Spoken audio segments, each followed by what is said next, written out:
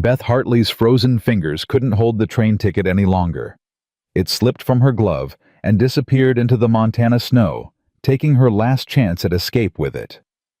Behind her, the stagecoach that brought her to Silver Creek was already gone. Ahead, nothing but a dying town and winter darkness. She'd been cast out by her dead husband's family, called barren and worthless, and now she was stranded in a blizzard with 17 cents to her name. Then she heard his voice cut through the wind. "Ma'am, you look like you could use some help." If you want to see how far this story travels, follow it to the very end and comment what city you're watching from. Now let me tell you what happened next. The cold hit different in Montana. Beth had known cold in Philadelphia, the kind that made your cheeks pink and sent you hurrying toward warm parlors and hot tea. This wasn't that. This was the kind of cold that didn't ask permission. It just took. Took your breath. Took your hope. Took your belief that tomorrow might be better than today. She stood on the platform at Silver Creek, watching the stagecoach disappear into white nothing, and felt that cold settle into her bones. 27 years old. Widow. Childless. Unwanted. The words her mother-in-law had spoken 6 days ago still burned despite the freeze. "You couldn't give my son a child in 4 years of marriage. What use are you to this family now that he's gone?"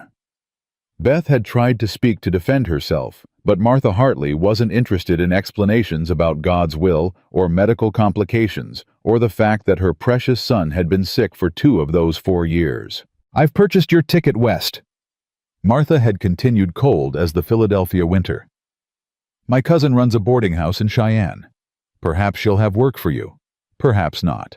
Either way, you're no longer my concern." The cousin in Cheyenne had taken one look at Beth, no references, no skills, no children to prove her worth, and found excuses. "Times are hard.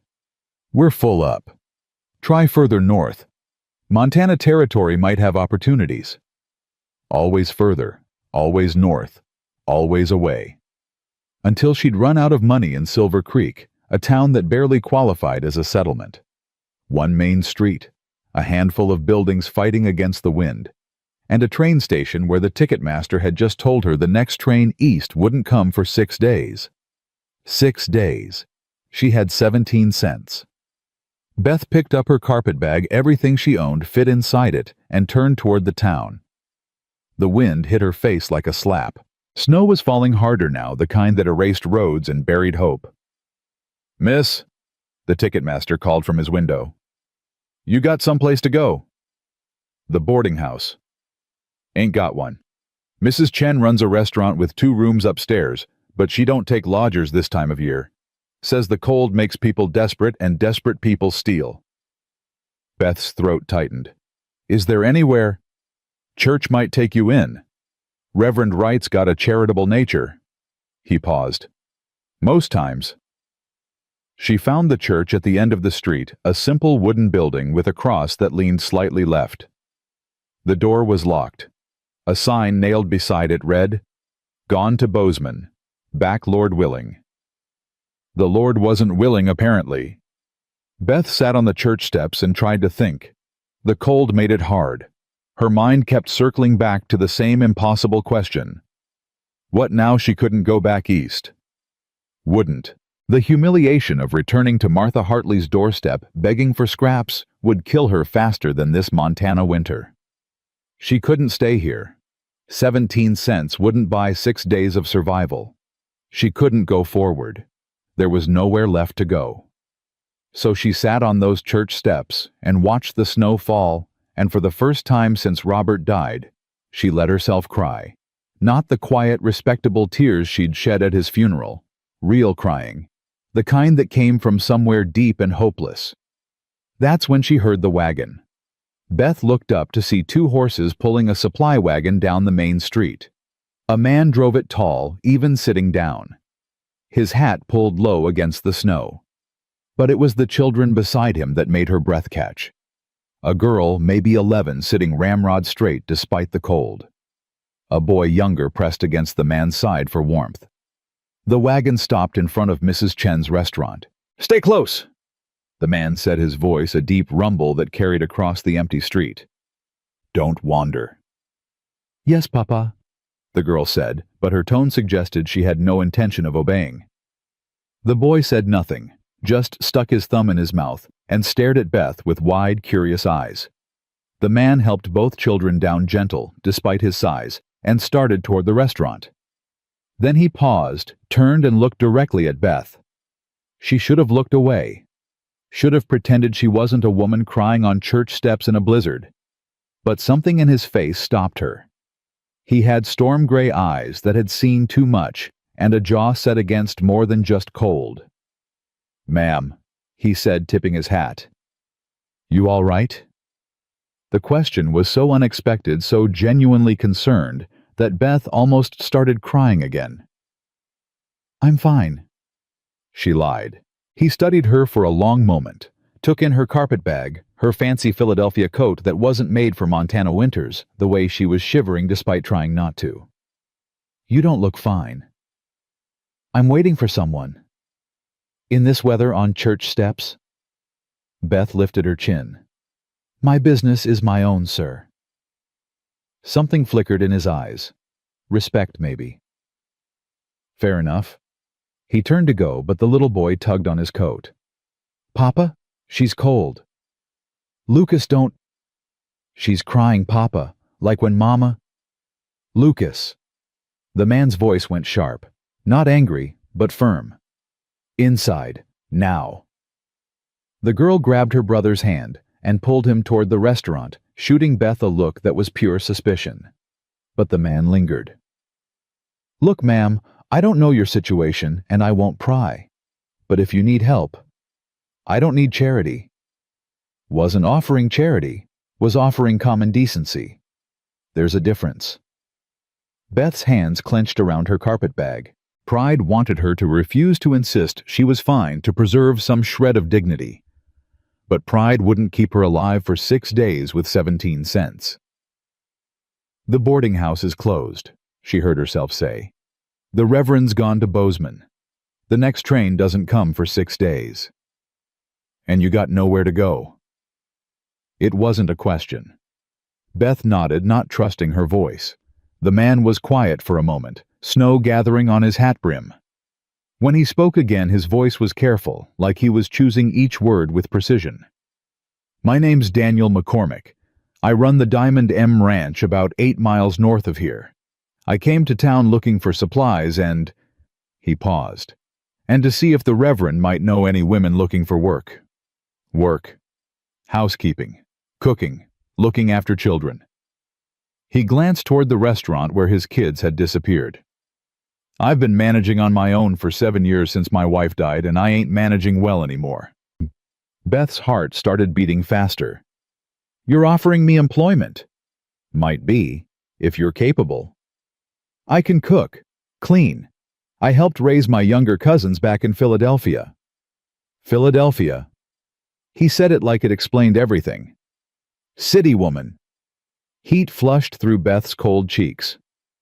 "Just because I'm from the city doesn't mean I'm incapable of hard work."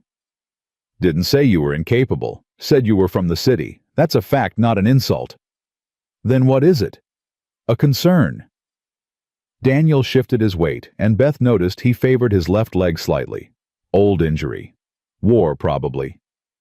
"Montana winters kill city folk who don't know what they're up against. The work I'm talking about ain't managing a Philadelphia townhouse. It's frontier living. No running water. No gas lamps. No neighbors for miles. Just work day after day until you fall into bed too tired to dream." "I'm not afraid of work." "Everyone says that." "I mean it." He studied her face, those gray eyes, seeing too much. "You running from something law debts a man. I'm running from a life that ended when my husband died." The words came out harder than Beth intended. "His family cast me out because I couldn't give him children. They called me worthless and put me on a stagecoach west with nothing but dismissal. So no, Mr. McCormick, I'm not running from the law or debts or a man. I'm running from being nobody." The silence stretched between them, filled only by wind and falling snow.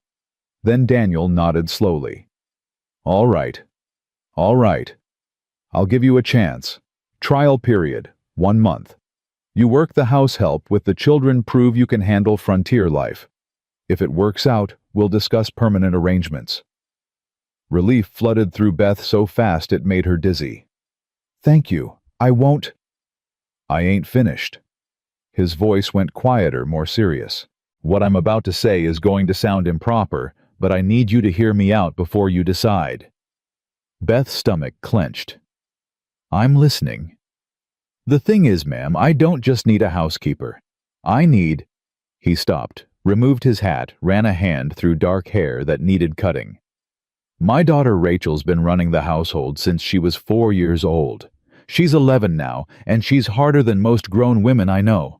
My son Lucas has nightmares every night about the mama he barely remembers. And I've got a neighboring rancher named Harrison Blackwood who's been trying to force me to sell my land for 3 years. What does that have to do with... Blackwood's been pushing me to marry his daughter Victoria. Says it would unite the properties and settle the water rights dispute between our ranches. But I don't love Victoria, and she don't love me. She's 20 years old and wants to marry a banker's son in Helena, but her father won't allow it unless he gets my land some other way. Beth's chest tightened. Mr. McCormick, what exactly are you proposing? He met her eyes dead on. Marriage. Not the real kind, not in the way you're thinking. A business arrangement. You'd have a home security protection from whatever you're running from. My children would have a mother, and Blackwood would have no leverage to force his daughter on me or challenge my water rights. The world tilted. You want to marry me? Beth's voice came out as a whisper. You don't even know my name. Beth Hartley, right? You said it when you mentioned Philadelphia. That's not the point. The point is, we're both desperate. He said it plainly, without shame. You need a home. I need help. Marriage solves both problems. Marriage is supposed to be about love. Love didn't save my first wife. The words came out harsh, then he softened. I'm sorry. That was cruel. But I learned the hard way that love don't keep people alive in this territory. Survival does. Partnership does. And right now, you and I both need to survive. Beth's mind raced. This was insane. Marrying a stranger she'd met 20 minutes ago, moving to an isolated ranch with 2 children who didn't know her, entering a business arrangement that would legally bind her to a man who'd just admitted he couldn't love her. But what choice did she have? 6 days until the next train. 17 cents. Nowhere to go. Nobody who wanted her. If I agreed, she said slowly, what would you expect from this arrangement? Honest work. Help with the house and children. Respect. He paused. Separate bedrooms. I won't touch you in any way you don't want to be touched. This would be a marriage on paper for practical purposes. Nothing more unless both of us decided otherwise somewhere down the line. And if it doesn't work, if I can't handle frontier life or your children hate me or... Then we'll figure it out. I ain't a monster, Mrs. Hartley. If this arrangement fails, I'll make sure you get to wherever you want to go with enough money to start over. You have my word. Beth looked past him toward the restaurant where his children waited. Through the frosted window, she could see them sitting at a table, the girl rigid and watchful, the boy small and lost. Broken children, a broken man, a broken woman. Maybe they could build something from all these shattered pieces. I have conditions, she said. Daniel's eyebrows rose. All right. If we do this, I want a real partnership, not you making all the decisions while I follow orders. I want my opinions to matter. Agreed. And your children, I won't try to replace their mother, but I won't be treated like a servant in front of them either. If I'm going to be their stepmother, I need your support when they challenge me, because they will challenge me. I expect they will. He almost smiled. Especially Rachel. One more thing. Beth's voice shook, but she forced it steady. If we do this, we do it proper. Real wedding. Real vows. I won't have people thinking I'm just some desperate woman who trapped you into a sham marriage. Whatever this arrangement is, it starts with honesty and respect. Daniel was quiet for a long moment, snow gathering on his shoulders. Then he extended his hand. "You got yourself a deal, Mrs. Hartley."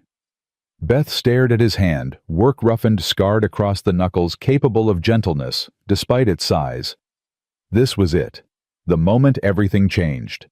She could take his hand and step into an unknown future, or refuse and face 6 days of winter with 17 cents. She took his hand. His grip was warm and firm, and somehow made the cold less terrifying. "We'll need to find Reverend Wright," Daniel said. "He's in Bozeman, but I know where he's staying. We can ride there, get married, and be back to the ranch by dark if we leave within the hour." "Within the hour?" Beth's voice pitched higher. "I just agreed to this 5 seconds ago. You want time to think about it." "No. Yes. I don't know." She pressed her free hand to her stomach, trying to calm the panic rising there. "This is insane." "Probably." Daniel released her hand. "But insane don't mean wrong. Sometimes the craziest choice is the only one that makes sense." Before Beth could respond, the restaurant door banged open and both children emerged. The girl marched straight up to her father, her face set in furious lines. "Papa Lucas says you're talking to that lady about her being our new mama. Tell him he's wrong. Tell him you wouldn't do something that stupid." Daniel crouched down to his daughter's level. "Rachel." "No." The girl's voice cracked. "You promised. You promised nobody would replace Mama. You promised." "And nobody will replace her." Daniel's voice was gentle but firm. "Your mama was special, and she'll always be your mama. But Rachel, we need help. You know we do. You've been working yourself to exhaustion trying to run that house. I can handle it. You're 11 years old, baby girl. You shouldn't have to handle it." Rachel's eyes filled with tears she refused to let fall. "She'll leave, just like Mama left. Everyone leaves." "Your mama didn't leave. She died. There's a difference." "It feels the same." The boy Lucas had been standing behind his sister, but now he stepped forward. His thumb was in his mouth again, his eyes locked on Beth.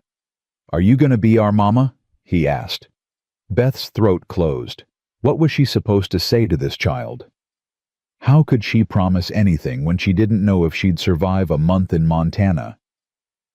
"I'm going to try," she said finally. "If you'll let me." "Will you read to us? Mama used to read to us before she—" His voice got small. "Before."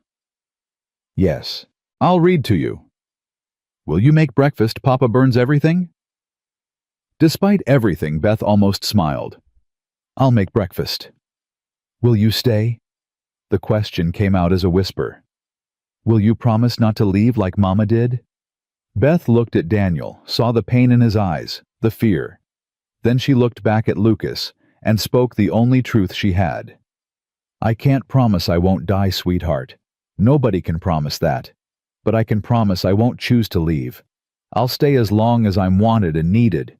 That's the best promise I can make." Lucas studied her with eyes too old for his face. Then slowly he nodded. Rachel, however, wasn't satisfied. "Papa, this is crazy. You don't even know her." "I know enough." "You knew Mama for 6 months before you married her. And look how that—" Rachel stopped, horror crossing her face. "I'm sorry. I didn't mean—" "It's all right, Ray." Daniel stood his hand on his daughter's shoulder. "You're scared. I understand. But I need you to trust me. Can you do that?" Rachel looked at Beth with pure fury. "If you hurt my papa or my brother, I'll make you sorry. I don't care if you're a grown woman and I'm just a kid. I'll find a way." "Rachel Marie McCormick." "It's all right," Beth interrupted. She crouched down to Rachel's level, making herself vulnerable.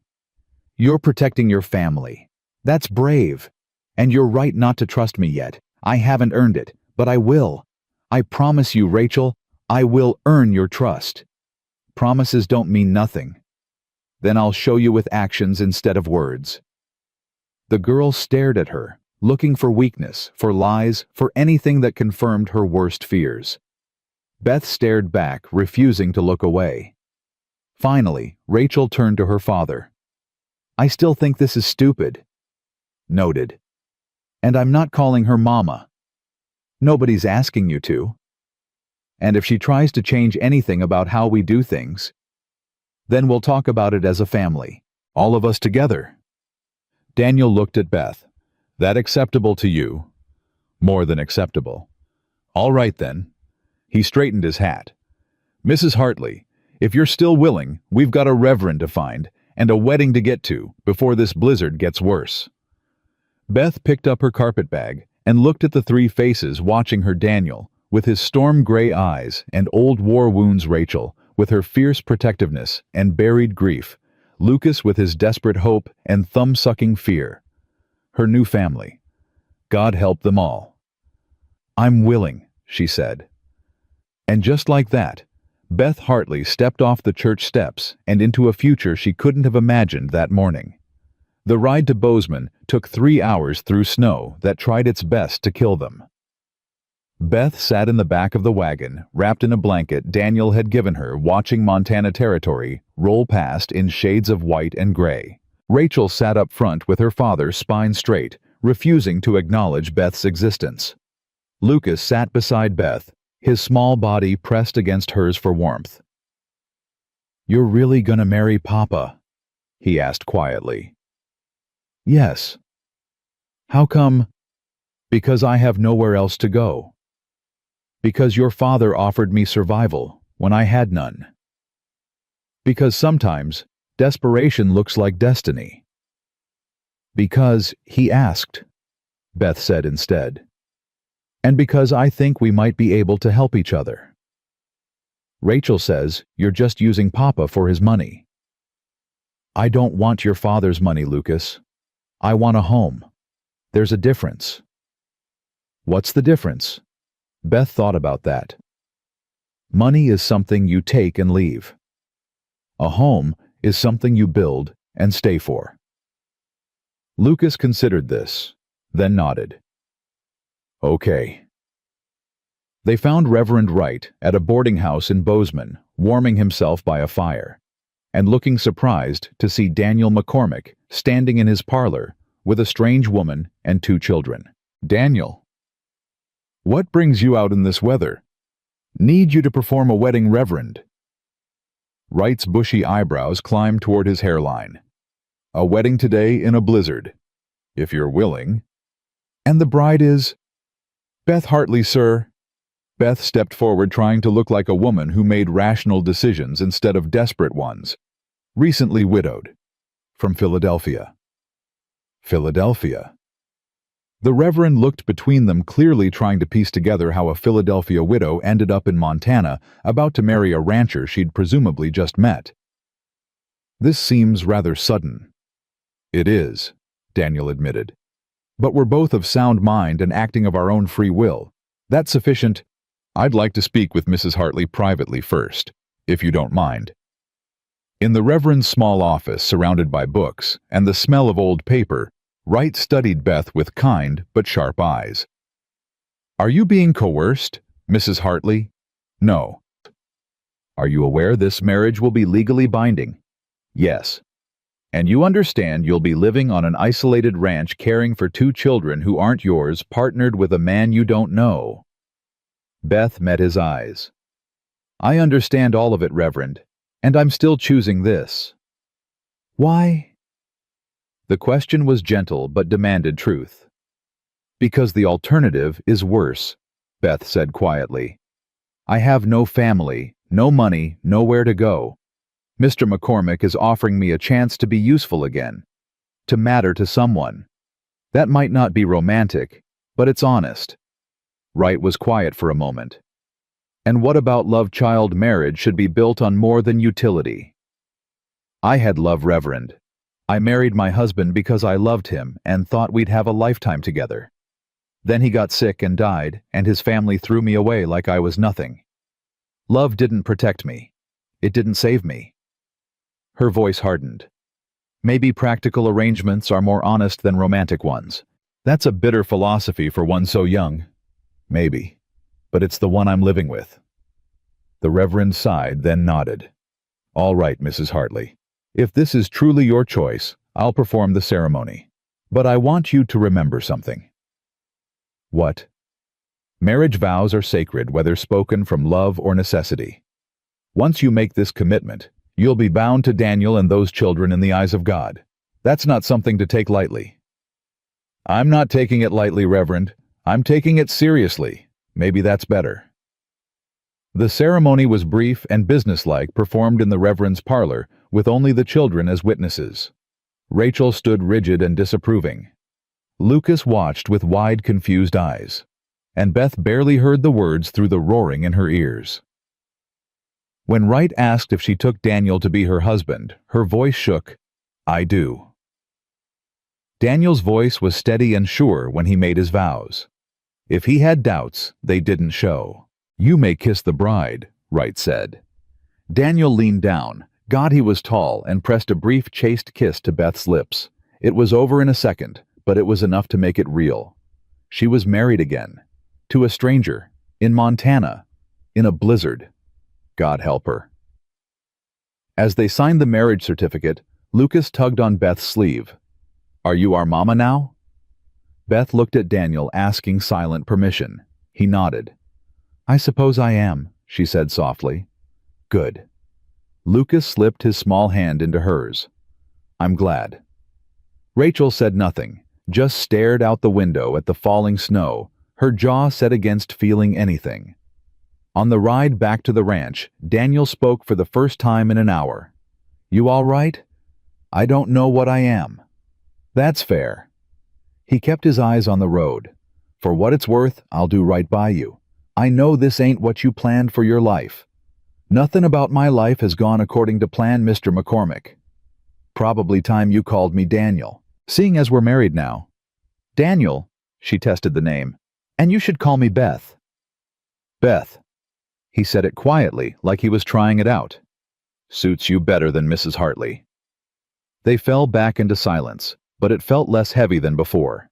The Diamond M Ranch appeared on the horizon, just as full dark settled in. Beth's first thought was that it looked like a fortress against the wilderness main house barn outbuildings, all fighting to hold their ground against Montana winter. It's bigger than I expected, she said. My father started with 40 acres and a prayer, Daniel said, and she heard pride beneath the exhaustion. Built it up to 1,200 before he died. I've been trying to maintain it, but... He trailed off. But it's hard to run a ranch and raise children alone. Yeah. A woman emerged from the house as they pulled up, tall, raw-boned, with gray-streaked hair, and a face that had seen too much to be surprised by anything. About damn time, she called. Children need their beds, Daniel McCormick. I was starting to think you'd... She stopped short, spotting Beth. Who's this? Agnes, this is my wife. Beth. Beth, this is Agnes O'Brien. She's been cooking and cleaning here since my father's time. Agnes's jaw dropped. Your wife, Daniel, what in the name of... We were married this evening by Reverend Wright. Married today, to a complete stranger. That about sums it up. Agnes looked like she'd been struck by lightning. Her eyes moved from Daniel to Beth and back. Have you lost your mind? Possibly. Married without telling anyone. Agnes. Daniel's voice went firm. It's done. Beth will be taking over household management. I'd appreciate it if you'd help her settle in and learn how things work here. Oh, we will definitely talk tomorrow, Agnes muttered. But she stepped aside to let them pass. Inside the house was solid and practical main room, serving as kitchen and living area, big stone fireplace, sparse furniture. Everything clean, but cluttered with the particular disorder of a household without a woman's organizing touch. Rachel, Lucas, say goodnight to Agnes and head upstairs, Daniel said. But Papa, Lucas began, now. After the children disappeared up the stairs, Agnes rounded on Daniel. Explanation, now. I needed help. Beth needed a home. We made an arrangement. An arrangement? You mean this ain't a real marriage? It's real enough. Daniel's jaw tightened. Legal. Binding. Everything it needs to be. Agnes turned to Beth. And you agreed to this? I did. Why? Because I was out of options and your employer made me an offer. I'm not proud of the circumstances, but I'm grateful for the opportunity. Something flickered in Agnes's eyes, maybe approval, maybe just surprise. Well, at least you're honest about it. She showed Beth to a bedroom upstairs, the former mistress's room, though Agnes didn't say that explicitly. It was beautiful in a faded way lace curtains, handmade quilt vanity, with a silver brush set. But everything was covered in dust and the air smelled stale.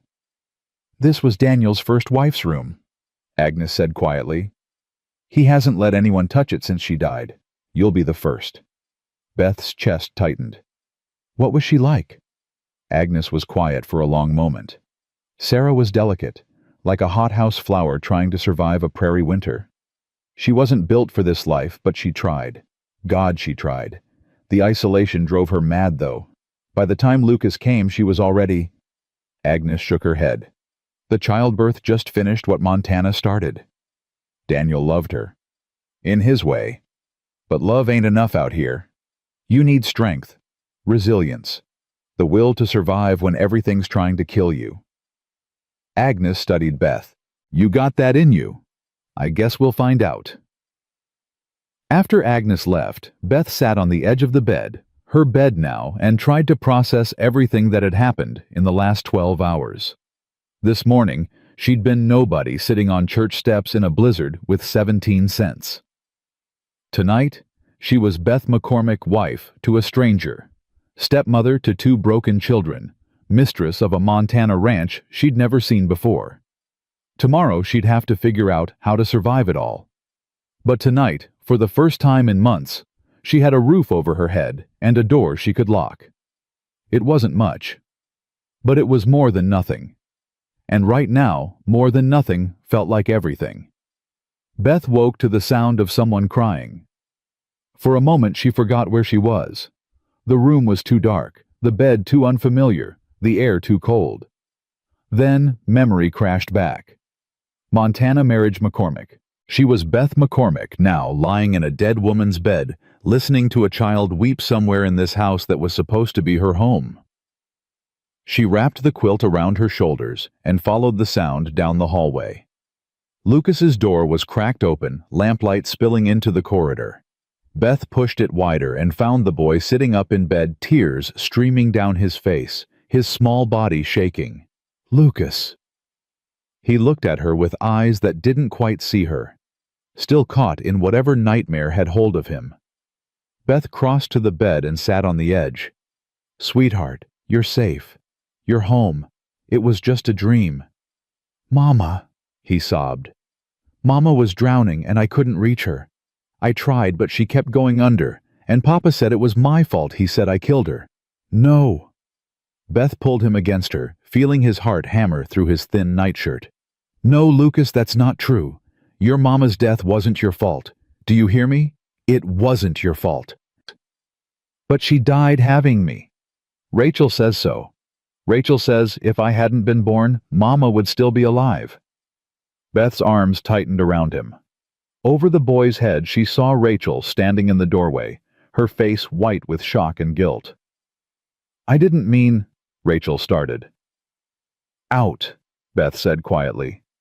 Now. But... out. Rachel fled. Beth held Lucas until his sobs quieted to hiccups, until his breathing steadied, until the nightmare's grip finally loosened.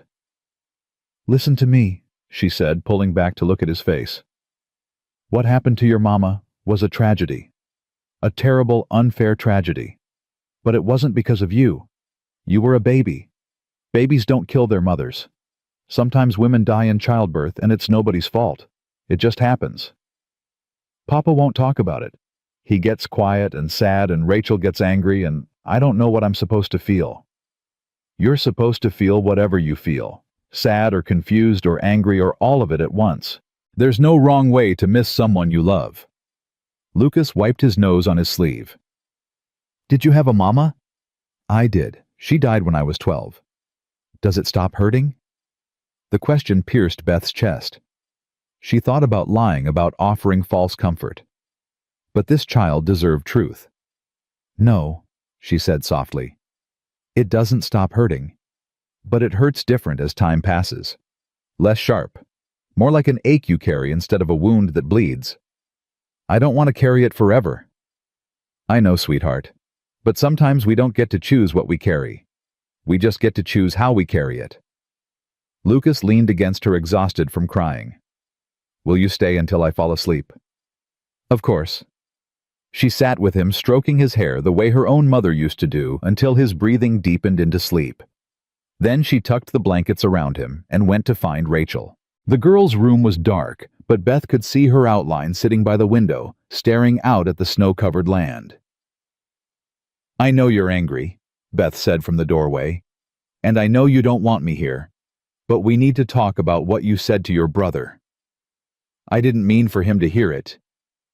"That doesn't make it less harmful." Rachel's shoulders hunched. "It's true, though.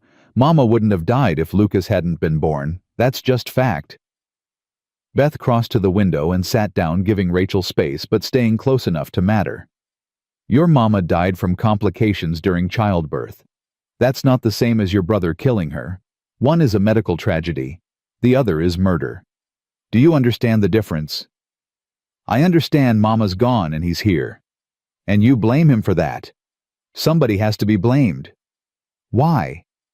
The question seemed to catch Rachel off guard. Because bad things don't just happen. Someone has to be responsible. Sometimes bad things do just happen.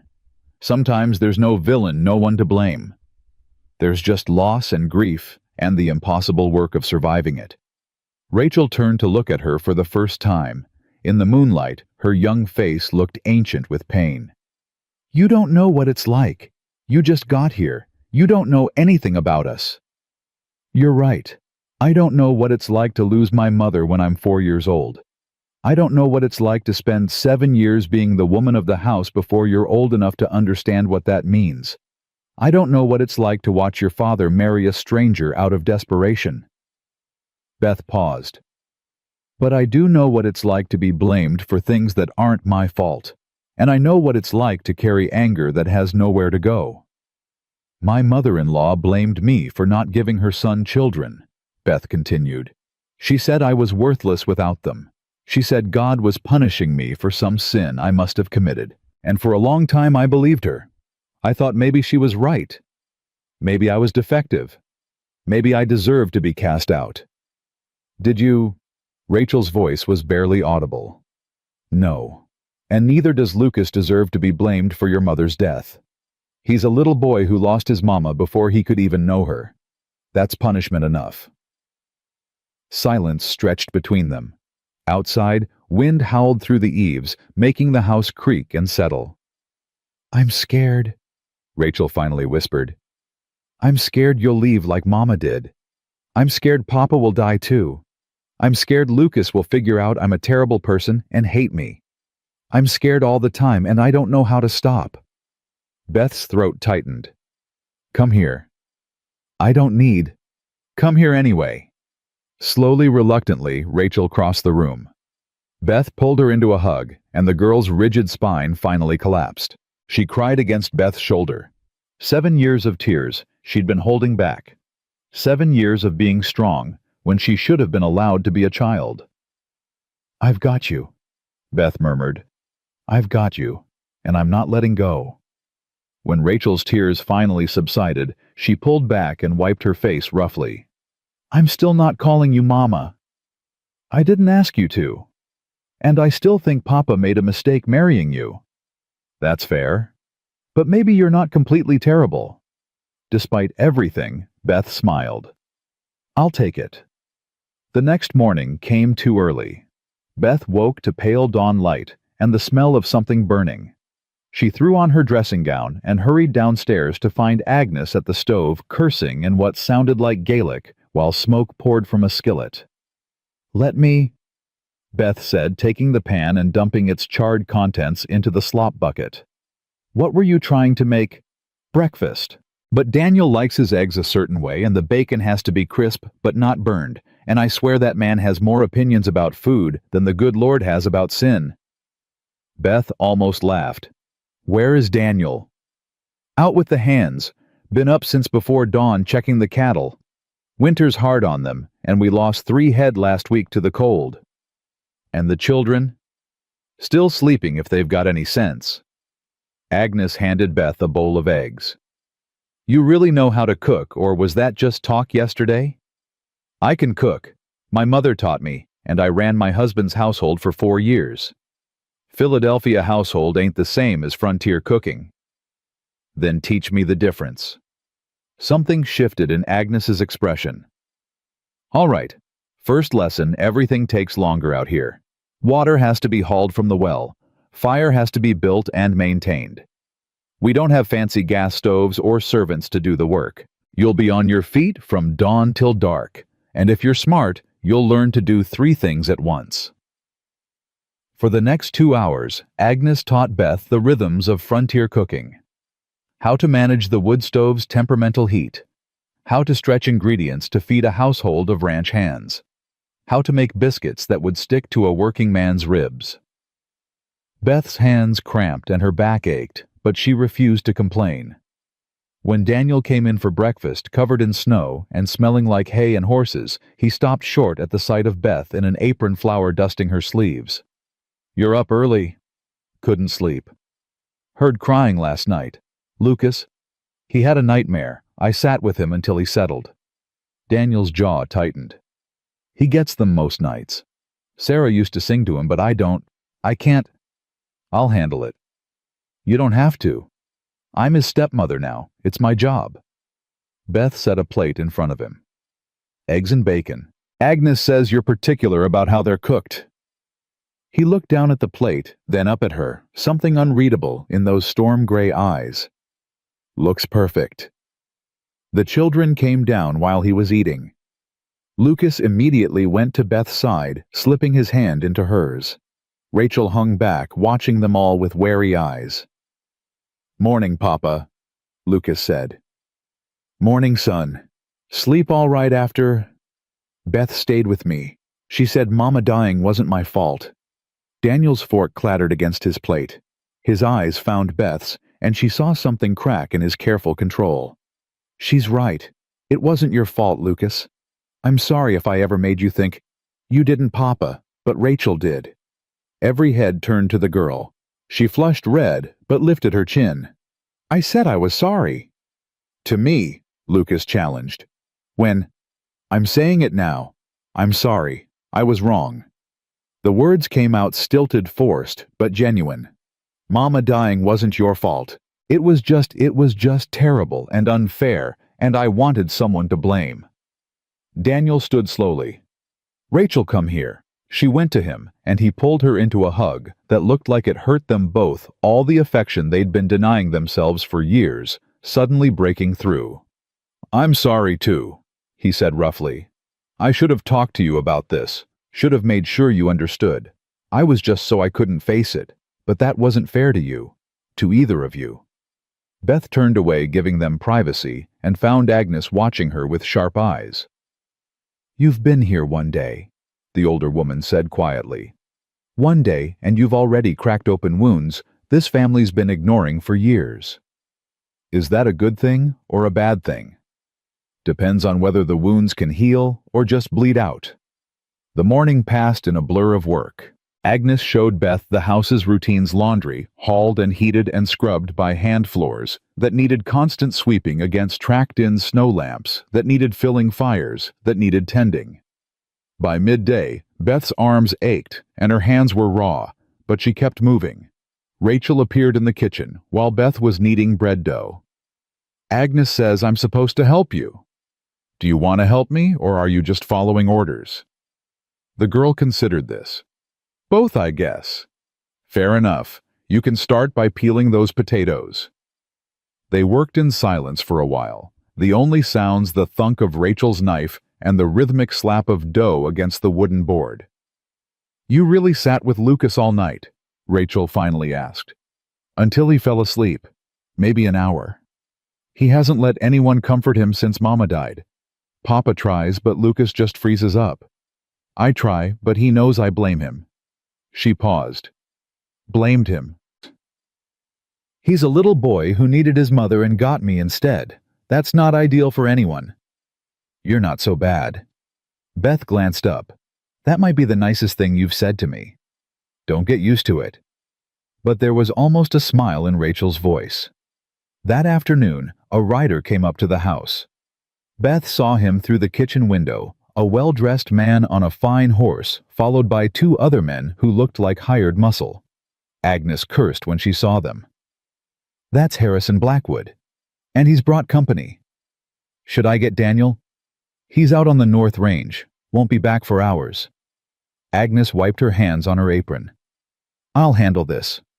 But Beth followed her outside anyway. Blackwood dismounted with the ease of a man who'd spent his life on horseback. He was perhaps 50, handsome in a cold way, with silver threading through his dark hair, and eyes like winter ice. Mrs. O'Brien, he said, tipping his hat. Where's McCormick?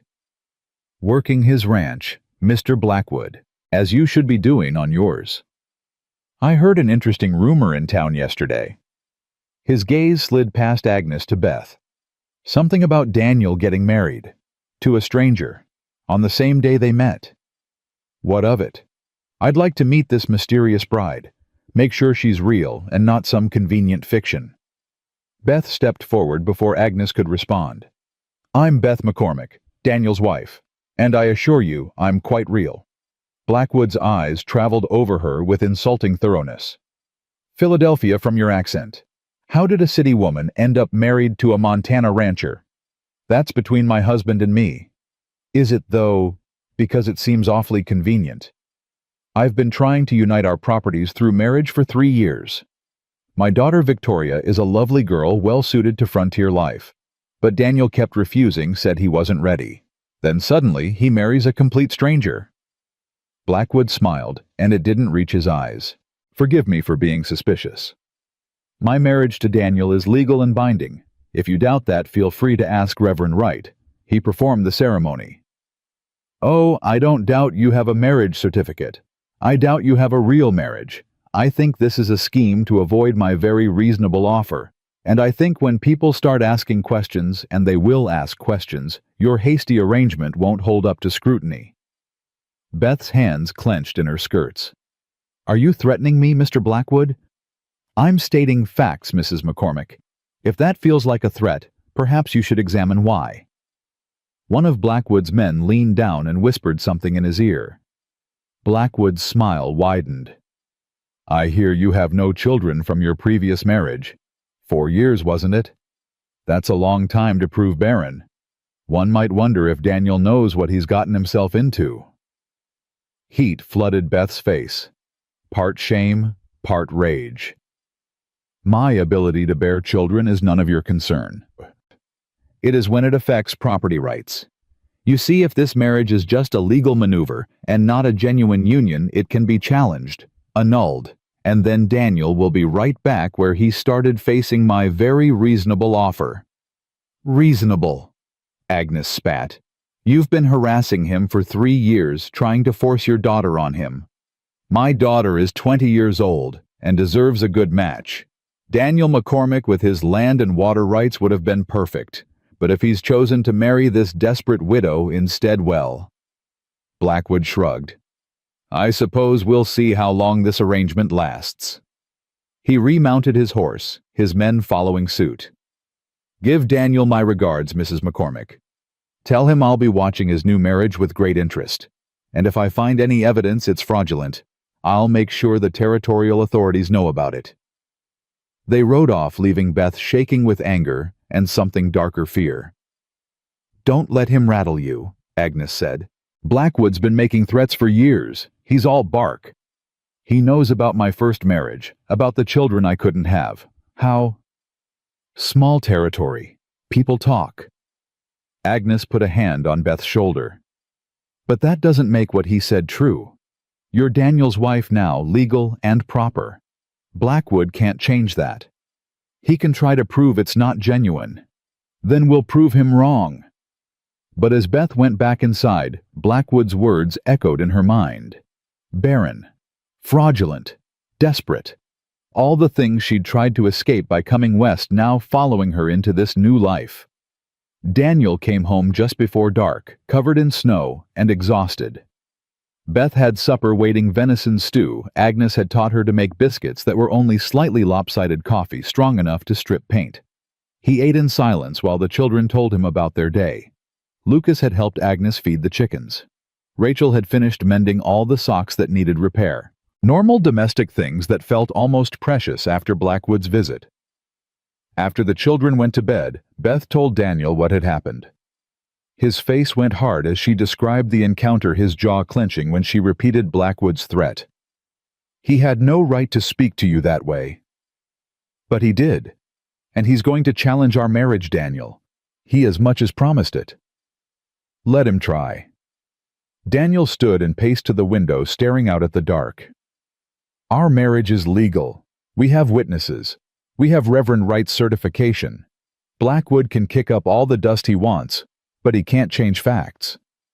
Unless he convinces people the facts are lies." Daniel turned to look at her. "Are you having second thoughts? About what?" "This, us, the arrangement." His voice was carefully neutral. "Because if you want out, I'll understand. I won't make you stay in a situation that's become more complicated than you bargained for." Beth thought about it, really thought about it. She'd been married to this man for exactly 24 hours. She barely knew him. She'd stumbled into a land dispute she didn't understand, inherited 2 damaged children, and apparently made an enemy of the most powerful rancher in the territory. She should want out.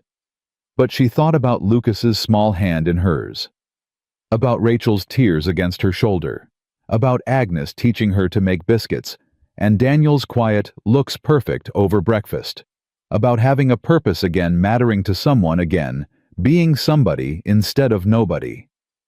"I'm not going anywhere," she said. Something in Daniel's rigid posture relaxed. "You sure? I made vows yesterday, in front of God and your children. I meant them. Even though you barely know me. I know enough. I know you're a good father who puts his children first. I know you're honest even when honesty is inconvenient. I know you work hard and carry more than you should alone." She paused. "That's enough to build on." Daniel crossed to where she stood. In the lamplight, his face looked younger, less carved by grief and responsibility. "You're not what I expected." "What did you expect?" "I don't know. Someone more broken, I guess. Someone who'd collapse at the first real challenge." "I am broken," Beth said. "But broken doesn't mean weak. Sometimes it just means you've survived things that should have killed you." He studied her face for a long moment. "I'm glad you're here, Beth. I know that's not romantic or poetic, but it's true. I'm glad." "I'm glad too." They stood there in the quiet kitchen, the house settling around them, and Beth felt something shift. Not love. They weren't there yet, might never be there. But partnership, recognition, the beginning of trust. It was enough. The next week fell into a pattern. Beth rose before dawn to help Agnes with breakfast. She learned to manage the temperamental stove, to make coffee that could wake the dead, to stretch ingredients into meals that fed hungry men. Her hands developed calluses. Her arms grew stronger. Her back learned to endure. The children slowly began to accept her. Lucas followed her everywhere, chattering about everything and nothing, desperate for attention. Rachel maintained her distance, but stopped actively resisting. Small victories, but victories nonetheless. Daniel remained polite, but remote. They lived like cordial strangers, sharing space, passing in doorways, exchanging necessary information, careful never to touch or presume intimacy. At night, Beth slept in Sarah's old room, while Daniel took the small office downstairs. Separate. Safe. Exactly what they'd agreed to. But sometimes, Beth would catch him watching her with an expression she couldn't read. And sometimes, she'd find herself noticing things about him, the way he gentled his voice when talking to Lucas, the patience he showed Rachel, the careful way he removed his boots so he wouldn't track mud through the house she'd just cleaned. Small things. Human things. Things that made him real, instead of just the stranger she'd married. On the 7th day, snow fell so thick they couldn't see the barn from the house. Daniel and the ranch hands worked in shifts, making sure the cattle didn't freeze. Agnes cursed the weather and made enough soup to feed an army. The children grew restless, cooped up inside with nothing to do. Beth found them fighting in the afternoon, Rachel holding Lucas's favorite toy horse above her head while he cried and jumped for it. "Give it back," Lucas shouted. "Make me... Both of you stop." Beth's voice cut through the chaos. "Rachel, give Lucas his toy. Lucas, stop screaming." "She started it." "I don't care who started it. I'm ending it." Beth took the toy from Rachel and handed it to Lucas. "Now both of you sit down and listen to me." They sat sullen and defiant. "I know you're bored. I know being stuck inside is hard. But taking your frustration out on each other isn't acceptable. You're family. You're supposed to protect each other, not hurt each other." "He was being annoying," Rachel muttered. "And you were being cruel. Both of you can do better." "Mama used to play games with us when we were stuck inside," Lucas said quietly.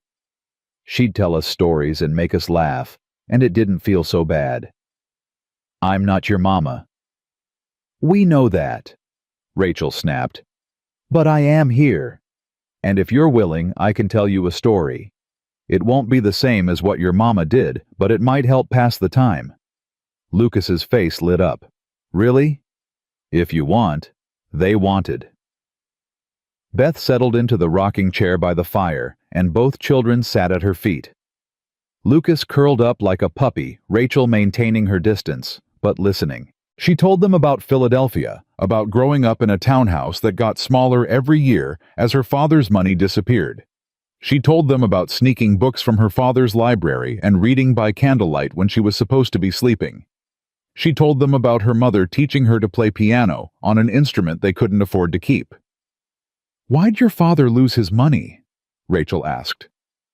"Bad investments. He trusted the wrong people." "Papa says trust is dangerous," Lucas said. "Papa says you should only trust people who earn it." "Your papa's right about that." "Have you earned it?" Rachel's question was sharp testing. "I'm trying to, every day." Rachel studied her for a long moment. "I guess that's all anyone can do." That night after the children were in bed, Beth found Daniel in his office working on ranch accounts by lamplight. "Can I come in?" He looked up surprised. "Of course." She sat in the chair across from his desk, suddenly uncertain. "I wanted to ask you something." "All right. How did Sarah die? I know it was childbirth, but I'd like to know the whole story, if you're willing to tell it." Daniel's pen stilled. For a long moment she thought he'd refuse. Then he set it down carefully and leaned back. "She was sick before Lucas came, had been for months. The doctor said another pregnancy would kill her, told her flat out not to try." His voice went rough. "But Rachel kept asking for a sister, kept saying she felt lonely, that our family felt incomplete. And Sarah wanted to make everyone happy, wanted to fix what she thought was broken in our family. What happened? She got pregnant anyway. Hid it from me for 4 months because she knew I'd..." He stopped. "When I found out, I begged her to listen to the doctor, to be careful. But she just smiled and said God would provide, said everything would be fine. But it wasn't. The labor lasted 3 days. 3 days of listening to her scream, watching her get weaker, knowing there was nothing I could do. Lucas came out, fine, healthy, perfect. Sarah bled for 6 hours after. Doctor couldn't stop it. She died just before dawn, and her last words were, 'I'm sorry.'" Beth's throat ached. "I'm so sorry, Daniel. The thing is, I wasn't just grieving. I was angry. Furious that she'd chosen this, that she'd risked everything for what another baby we didn't need, to make Rachel happy, to prove something to God." His hands clenched. "And then I looked at Lucas, this perfect, innocent baby, and I couldn't. I couldn't love him the way I should, because every time I looked at him, I saw what he cost." "Do you still feel that way?" "No, God no. Lucas is my son and I love him. Daniel's voice cracked. But it took me years to separate him from Sarah's death in my mind. Years to stop blaming an infant for existing. And by then the damage was done. Rachel had figured out that babies kill mothers. Lucas had figured out he was somehow guilty. And I'd figured out that love was dangerous because it made people make stupid choices. Beth understood then. Understood why he'd proposed a loveless marriage. Why he kept everyone at arm's length. Why he seemed so determined not to feel anything too deeply. Love doesn't always make people stupid, she said quietly. Sometimes it makes them brave. Brave or stupid looks pretty similar from the outside. Maybe, but one leads to growth and one leads to...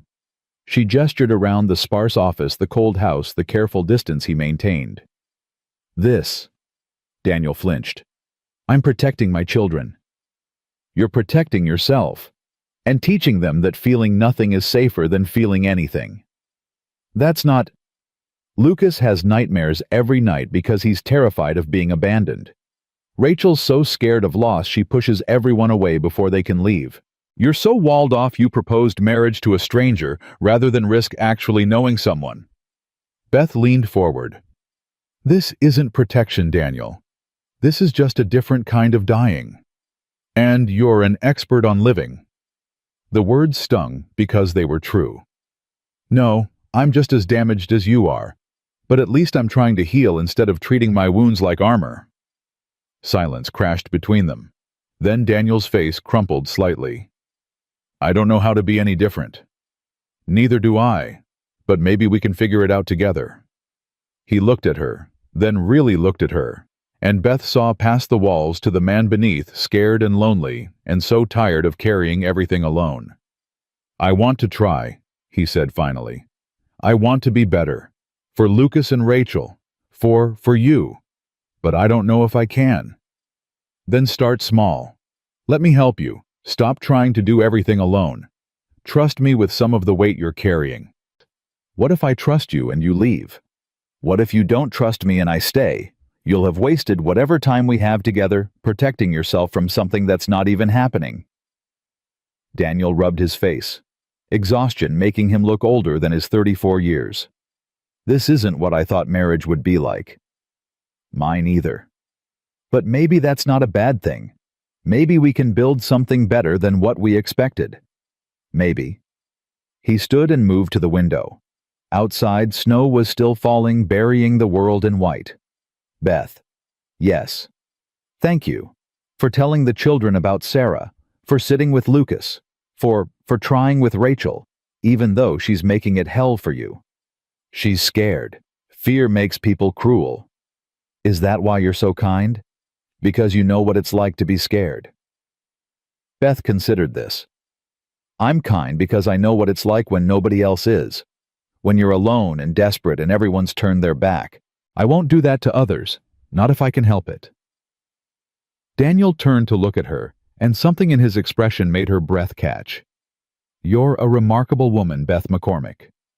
I'm a stubborn one. There's a difference. Maybe they're the same thing. He crossed to where she sat and did something he hadn't done since their wedding day. He touched her. Just a hand on her shoulder, brief and careful, but it felt like a promise. Good night, Beth. Good night, Daniel. But as she climbed the stairs to her lonely bedroom, Beth felt something unfamiliar warming her chest. Not love, not yet, but possibility. The beginning of connection. The tentative reach of two broken people toward something that might eventually become whole. Outside, the snow kept falling.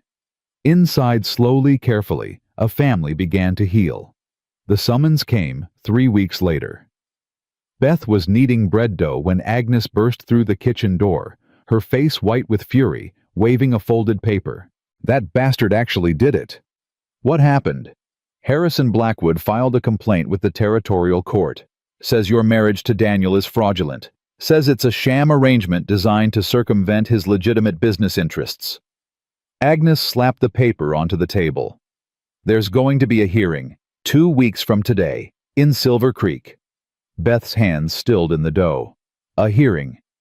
To determine if your marriage is legal or if it should be annulled. Agnes's voice shook. He's really doing this. He's going to try to destroy your family in front of the whole damn territory. Daniel came in from the barn and went still when he saw their faces. What's wrong? Beth handed him the summons without a word. She watched his jaw tighten as he read, watched the muscle jump in his cheek, watched fury and fear war across his features. When... His voice was deadly quiet. 2 weeks. Judge Morrison's coming from Helena to preside. Agnes wrung her hands. Daniel, this is bad. Morrison's known to be sympathetic to established landowners. Blackwood's got money and influence. If he convinces the judge your marriage isn't genuine, then what? They dissolve it, and Beth gets thrown out with nothing. I end up forced to marry Victoria or sell my land. Daniel crumpled the paper in his fist. Like hell. Papa. Rachel stood in the doorway, Lucas behind her. What's happening? Beth saw Daniel struggle with how much to tell them. She stepped in before he could decide to lie. Mr. Blackwood is challenging our marriage. He's claiming it's not real. There's going to be a hearing where a judge will decide if Papa and I should stay married. Lucas's face crumpled. They can take you away. They're going to try. No. The boy ran to Beth and wrapped his arms around her waist. No, you can't leave. You promised you'd stay. You promised. I promised I wouldn't choose to leave. I'm not choosing this, sweetheart. Then fight it. Rachel's voice was sharp, fierce. Don't just let them take you. Beth looked at Daniel over the children's heads. What do we do? He was quiet for a long moment, thinking. When he spoke, his voice was calm but hard as iron. We prove them wrong. We prove our marriage is real in every way that matters. How? However we have to. That night, after the children were asleep, Daniel knocked on Beth's bedroom door. She opened it to find him standing in the hallway, still dressed, holding 2 cups of coffee. We need to talk about strategy. She let him in, and they sat her on the bed, him in the chair by the window, and tried to figure out how to convince a judge their marriage was genuine when they both knew it had started as anything but. They'll ask how we met, Daniel said. We tell them the truth. You were stranded in Silver Creek. I needed help. We made a practical decision. That sounds exactly like what Blackwood's claiming. Then we emphasize what's happened since, how you've become part of this family, how the children have bonded with you. In 3 weeks, nobody bonds that fast. We did.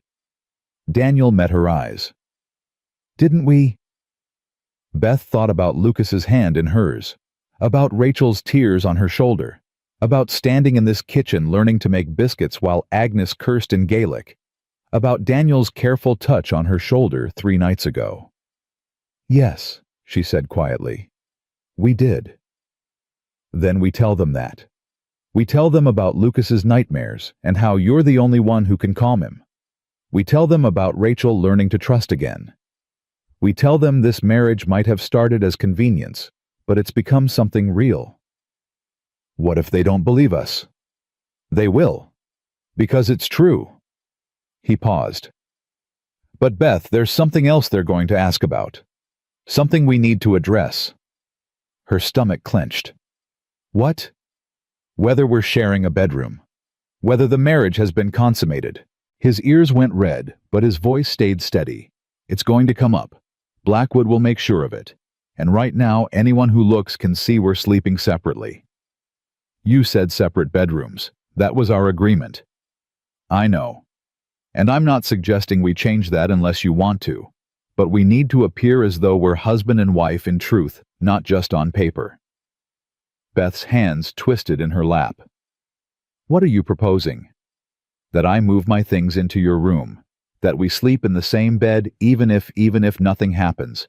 Just to maintain appearances. You want to share a bed with me? I want to protect our marriage. If that means sharing a bed, then yes. And you promise nothing will happen, you won't. Beth. Daniel's voice was gentle but firm. I gave you my word on our wedding day that I wouldn't touch you in any way you didn't want. That hasn't changed. This is about survival, not that. She believed him. God help her. She believed him.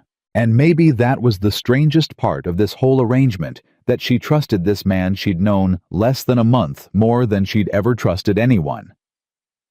"All right," she said. "Move your things in tomorrow. We'll start acting like a real married couple, in public and in private." "Thank you." "Don't thank me yet. We still have to convince a judge we're telling the truth." Daniel stood to leave, then paused at the door. "Beth, for what it's worth, this stopped being just an arrangement for me about 2 weeks ago. I don't know when it happened exactly, but somewhere between watching you gentle Lucas through his nightmares and seeing you stand up to Blackwood and listening to you call me out on my bullshit somewhere in there, this became real." Her breath caught. "What are you saying?" "I'm saying I care about you, not because you're useful or convenient. Because you're you. Because you're brave and stubborn and kind even when kindness costs you. Because when I think about you leaving, it feels like losing something precious." He looked away. "I know that's not what we agreed to. I know I said this would stay practical, but I can't seem to help it." Beth's heart hammered against her ribs. "Daniel, you don't have to say anything back. I just needed you to know, before we go into that hearing, before we stand in front of a judge and swear our marriage is real, I needed you to know that for me at least it already is." He left before she could respond. Beth sat alone in the room that had been Sarah's, staring at the empty doorway, trying to process what had just happened. Daniel cared about her. Genuinely cared. This marriage that had started as desperation had become something neither of them had planned for. And the terrifying part was, she felt it too. Somewhere between learning to make biscuits and defending his children, and watching him gentle horses with those careful hands, somewhere in there, she'd started caring back. The next morning, Daniel moved his clothes into her wardrobe. His shaving kit appeared on the vanity. His boots lined up next to hers by the door. Small changes that made the room feel completely different. That night they lay side by side in the bed that had belonged to his first wife, careful not to touch, staring at the ceiling in the dark. "This is awkward," Beth finally said. "Extremely. Are you comfortable?" "No. You? Not even a little." Despite everything, they both laughed. And somehow the laughter broke. The tension made this strange new intimacy bearable. "Tell me something," Daniel said. "Something I don't know about you." "Like what?" "Anything. Your favorite color, your worst fear, what you wanted to be when you were small." Beth thought about it. "I wanted to be a teacher. I loved books and learning, and I thought maybe I could help other children love them too." "Why didn't you?" "My father couldn't afford to send me to normal school. And then I got married, and Robert's mother thought teaching was beneath our family's station. She said my job was to produce heirs and manage the household, not waste time with other people's children." Did Robert agree with her? Robert never disagreed with his mother about anything. He was kind but weak. He loved me, I think, but not enough to stand up for me when it mattered. Daniel was quiet for a moment. "I'd have let you teach, if you'd wanted to." "Would you?" "Why not? You're good with children. You're patient and smart, and you actually listen to them instead of just talking at them. That's rare." Something warm bloomed in Beth's chest. "Your turn. Tell me something I don't know." "I can't read very well. Never had proper schooling. I can manage ranch accounts and legal documents if I take my time, but books—" He paused. "I've been pretending to read to Lucas at night, just making up stories based on the pictures. He's figured it out, but he's too kind to say anything." "I could teach you?" "I'm 34 years old, bit late for lessons."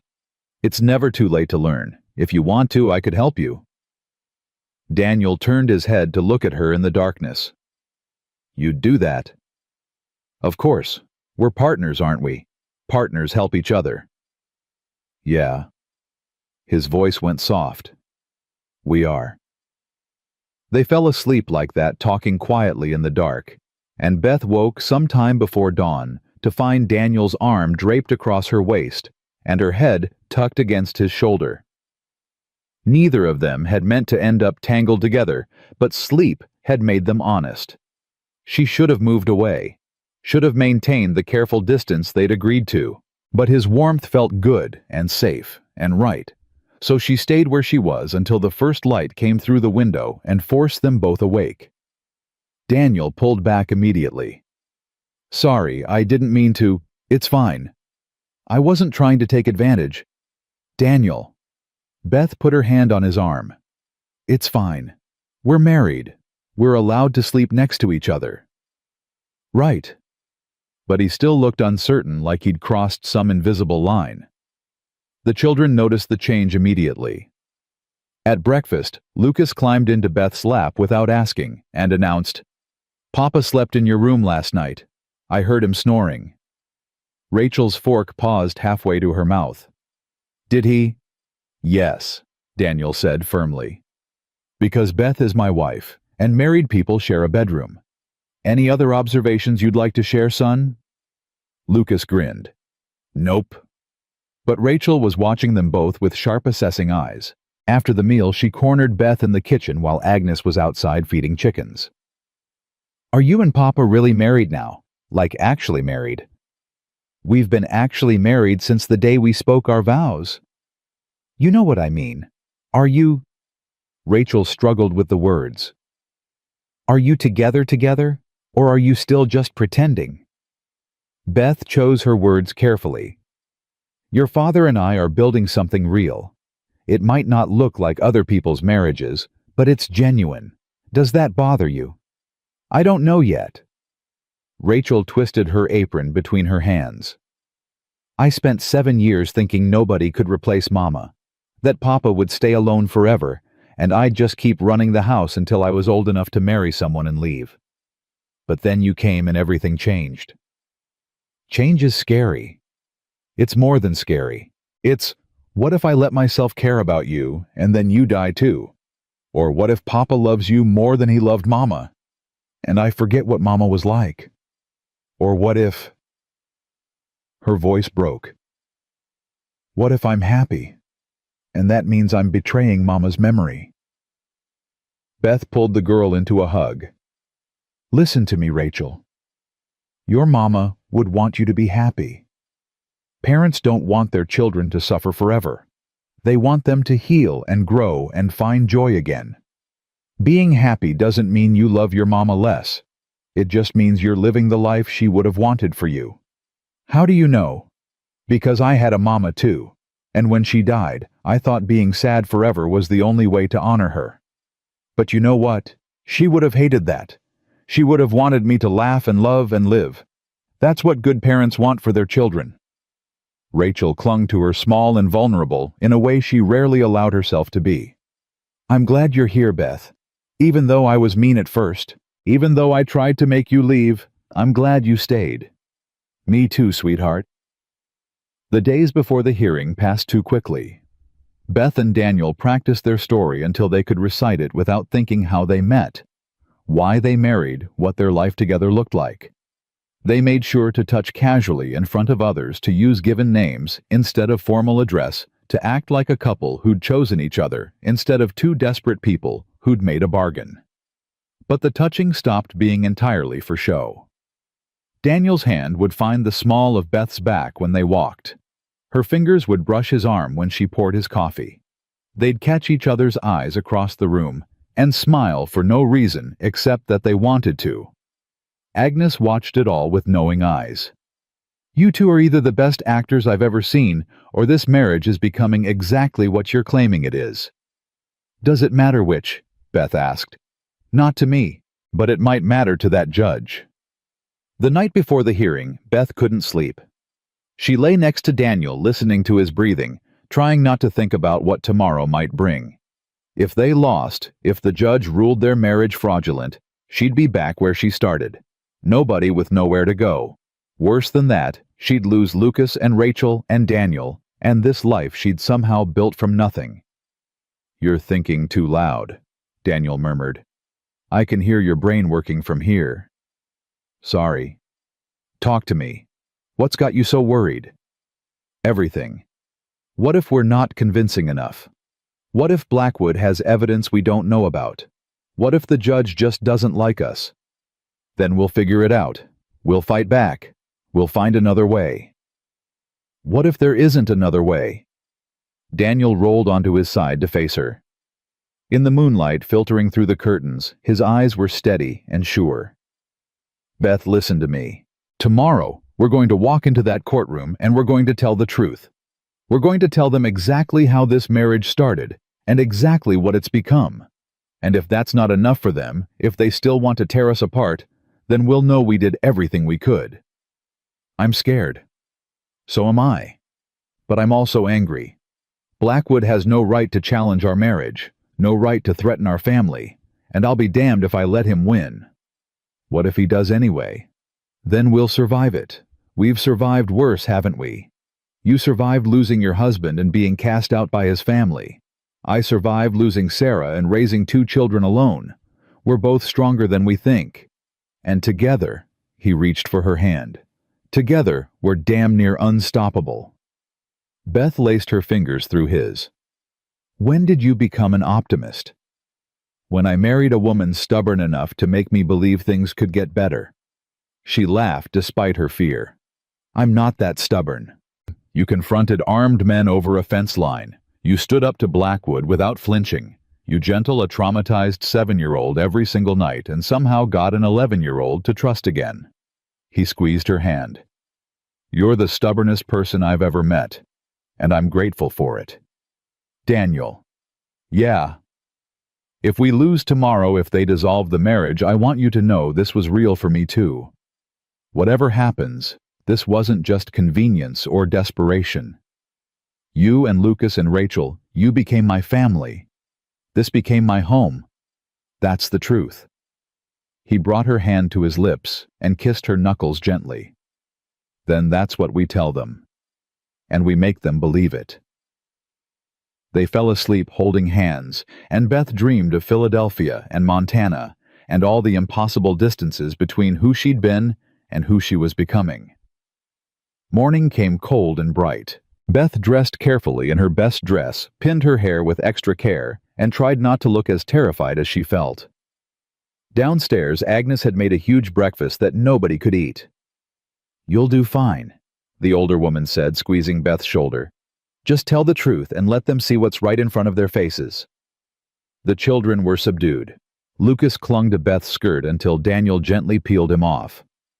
We'll be back by supper, son, I promise. What if you're not? What if they keep Beth and don't let her come home? That's not going to happen. But what if it does? Daniel crouched down to Lucas's level. Then I'll fight until it doesn't. You hear me? I won't let anyone take Beth from us, not without one hell of a fight. Rachel stood apart, her face pale but determined. Papa, can we come to the hearing? Absolutely not. But we could testify. We could tell them how much Beth means to us. No. Daniel's voice was firm. I won't put you through that. You and Lucas stay here with Agnes. This is adult business. We're part of this family too. I know you are Ray, but some things you don't need to see. Some fights you don't need to fight. What if you lose? The question hung in the cold morning air. Daniel looked at Beth, then back at his daughter. We won't. The ride to Silver Creek took 2 hours through snow that had frozen hard overnight. Beth and Daniel sat side by side on the wagon seat, not speaking, just drawing strength from each other's presence. The town hall was packed when they arrived. Word had spread about the hearing, and it seemed like half the territory had come to watch. Beth recognized faces from the general store, from church. From that first terrible day when she'd sat freezing on the steps with nowhere to go. Harrison Blackwood stood near the front with his lawyers looking confident and cruel. His daughter Victoria sat beside him, her face miserable, clearly wishing she were anywhere else. Judge Morrison sat behind a makeshift bench, an imposing man in his 60s with steel-gray hair and eyes that missed nothing. All rise for the Honorable Judge Morrison, someone announced, though everyone was already standing. The judge banged his gavel. Be seated. We're here to examine the legitimacy of the marriage between Daniel McCormick and Elizabeth Hartley. McCormick contracted on... He checked his papers. December 10th of this year. Mr. Blackwood, you may present your case. Blackwood stood, and Beth felt her stomach clench. Thank you, Your Honor. My concerns are simple. Daniel McCormick and this woman met on the same day they married. She was destitute, stranded in our town with no money and nowhere to go. He happened to need household help. They concocted a marriage of convenience to serve their mutual interests. She gets security, he gets free labor, and an excuse to refuse my legitimate business proposal. This is fraud, pure and simple, and it makes a mockery of the sacred institution of marriage. Those are serious allegations, Morrison said. Do you have evidence? I do, Your Honor. First, I'd like to call Mrs. McCormick to testify. Beth's legs shook as she stood and walked to the front of the room. Every eye followed her. She felt like a criminal facing execution. Mrs. McCormick. Blackwood began, his voice dripping false politeness. Is it true you met your husband on December 10th? Yes. And married him the same day? Yes. And at the time, you were homeless and penniless. Beth lifted her chin. I was between situations. Between situations. How delicate. Blackwood smiled coldly. Let me be more direct. You were desperate, and Daniel McCormick offered you security in exchange for housekeeping services. Isn't that the truth? That's how it started. But... Thank you. That's all I needed to hear. I wasn't finished, Beth said sharply. Judge Morrison leaned forward. Let her complete her answer, Mr. Blackwood. Beth took a breath. Yes, our marriage started as a practical arrangement. I needed help and Daniel needed help. But what's happened since isn't fraud. We've built a genuine partnership. We've become a family. That's real, regardless of how it began. How convenient that you discovered this genuine affection right when your marriage is being challenged, Blackwood sneered. Tell me, Mrs. McCormick, do you and your husband share a bedroom? Heat flooded Beth's face, but she met his eyes. Yes. And you expect us to believe this is a real marriage, despite the obviously calculated nature of your arrangement? I expect you to believe what's true. Our marriage might not fit your definition of romance, but it's genuine in every way that matters. Blackwood turned to the judge. Your Honor, I submit that this testimony proves exactly what I've alleged. This is a business transaction dressed up as marriage. It should be annulled immediately. I'd like to speak, Daniel said, standing. Mr. McCormick, you'll have your turn. With respect, Your Honor, I'd like it now. Morrison studied him for a long moment, then nodded. Proceed. Daniel walked to the front of the room, and Beth saw every woman's eyes follow him. He was impressive when he was angry, all that controlled power barely restrained. Harrison Blackwood has been trying to force me to marry his daughter for 3 years. When I refused, he challenged my water rights. When that didn't work, he tried to poach my ranch hands. When that failed, he filed this complaint. This isn't about protecting the sanctity of marriage. This is about a powerful man trying to steal my land through legal manipulation. Those are serious accusations, Mr. McCormick, the judge said. Then let me prove them. Victoria Blackwood, would you please stand? The girl stood reluctantly, her face flaming red. Miss Blackwood, do you want to marry me? Papa says. I didn't ask what your father says. I asked what you want. Victoria's hands twisted together. No, I don't want to marry you, Mr. McCormick. No offense intended. None taken. Who do you want to marry? I don't think that's relevant, Blackwood started. Answer the question, Miss Blackwood, the judge said. Thomas Wheeler, the banker's son in Helena. We've been courting for 2 years, but Papa won't allow us to marry unless... She stopped, looking terrified. Unless your father gets my land, Daniel finished. Thank you, Miss Blackwood. You can sit down. He turned to the judge.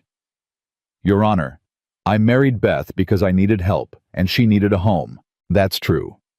But what's also true is that she's become the best thing that's happened to my family in 7 years. My son sleeps through the night for the first time since his mother died because Beth sits with him. My daughter smiles again because Beth taught her it's okay to feel happy.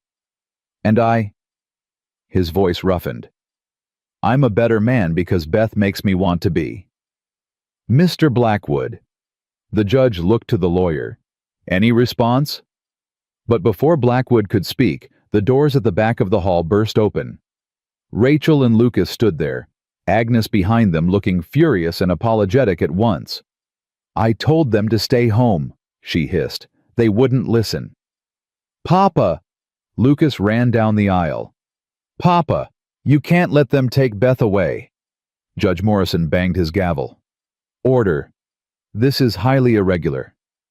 Please, Your Honor. Rachel said, her voice steady, despite her obvious fear. Please let us speak.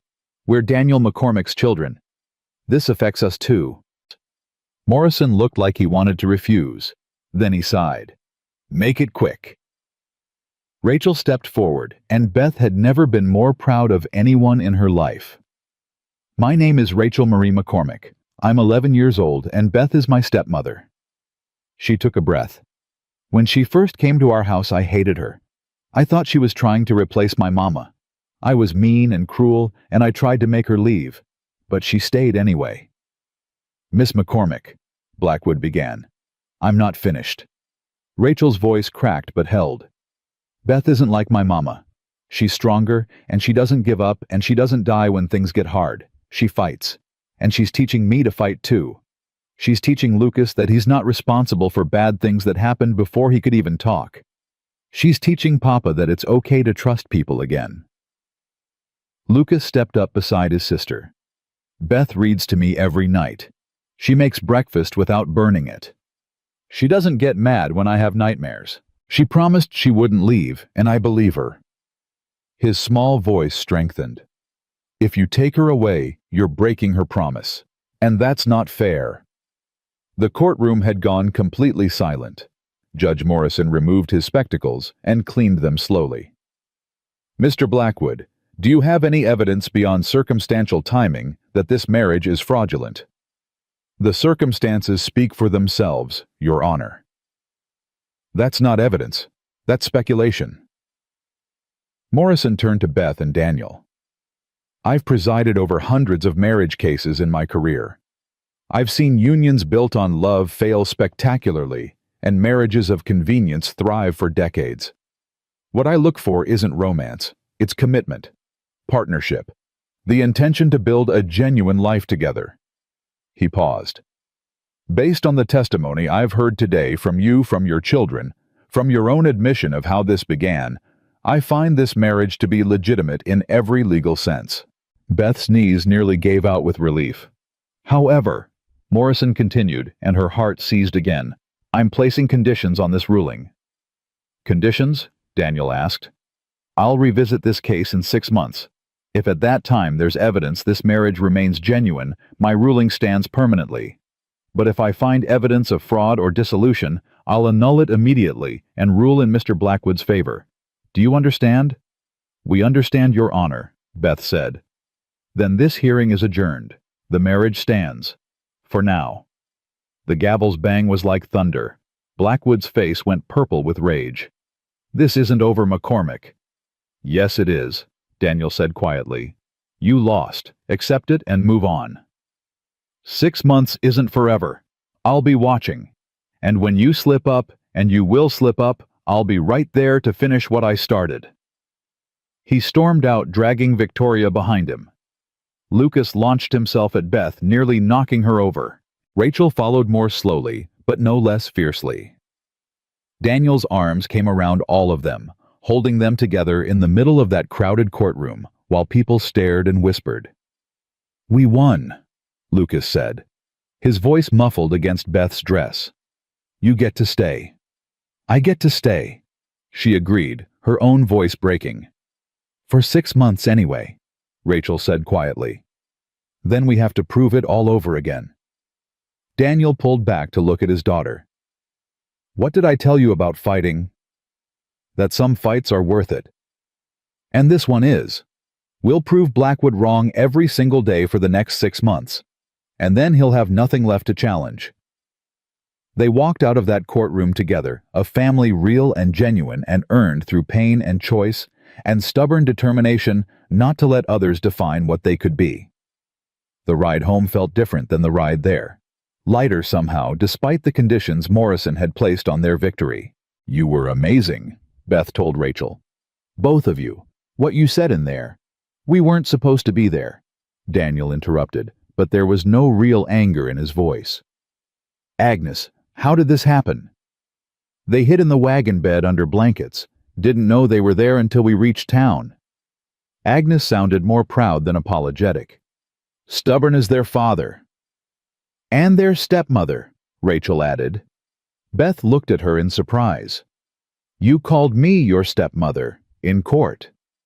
That's what you are, isn't it? Yes, I didn't think you'd want to acknowledge it publicly.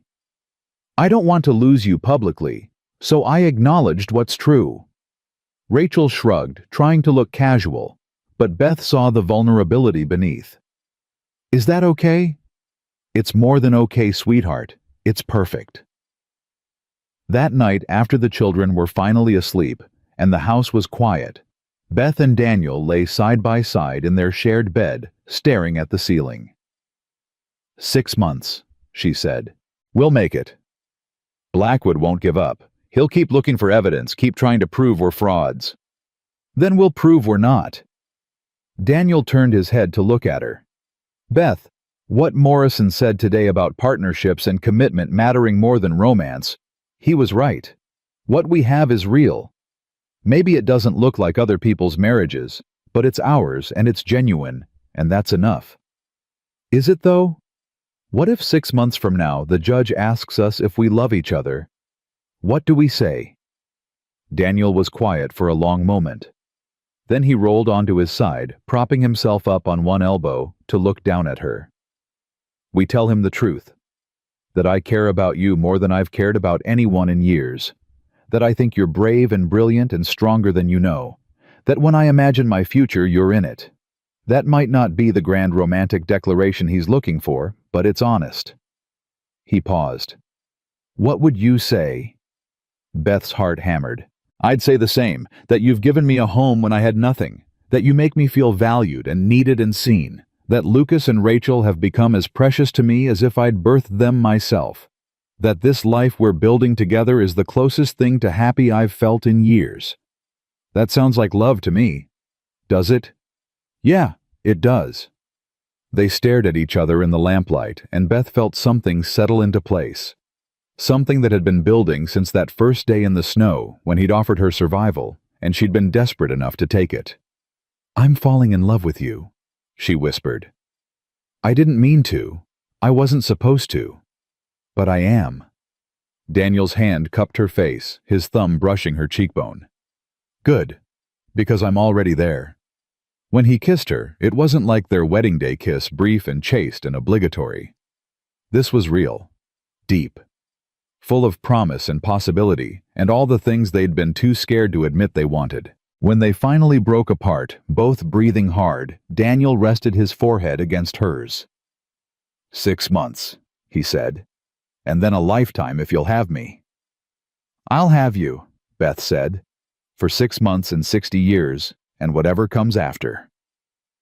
Outside, snow began to fall again, gentle and quiet, covering the world in white. Inside, a family slept hard-won and imperfect and absolutely real. And for the first time since stepping off that stagecoach with 17 cents and nowhere to go, Beth felt completely and utterly home. 3 months passed like water through fingers, fast and precious and impossible to hold on to. Winter deepened its grip on Montana, burying the ranch under snow that seemed like it would never melt. But inside the house, something was thawing. Beth woke each morning to Daniel's arm around her waist and thought about how strange it was that this had become normal.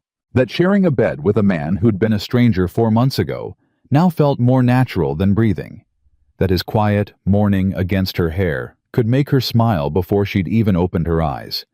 They'd stopped pretending weeks ago, stopped acting for Agnes's benefit or the children's or some hypothetical witness who might report back to Judge Morrison.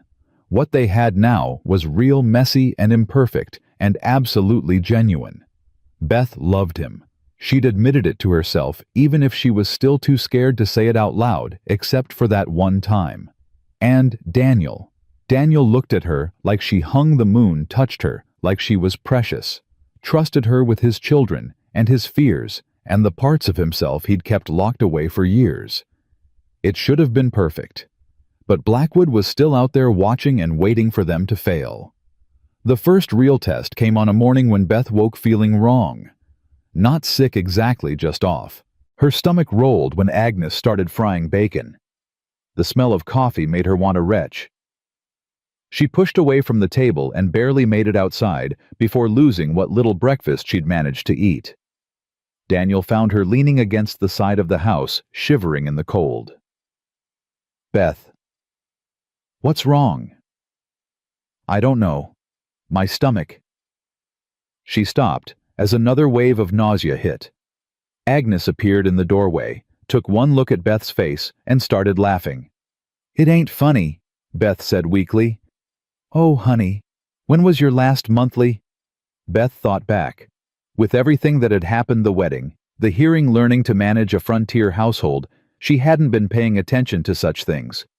When she tried to remember, her stomach dropped for reasons that had nothing to do with nausea. 6 weeks, maybe 7. Agnes's smile widened. "Well then, congratulations, Mrs. McCormick. You're carrying." The words didn't make sense at first. Beth stared at the older woman, trying to process what she was hearing. Then understanding crashed over her like ice water. Pregnant. She was pregnant. After 4 years of marriage to Robert with nothing to show for it. After being called barren and worthless and cast out for her failure. After believing she'd never have children of her own. She was pregnant with Daniel's child.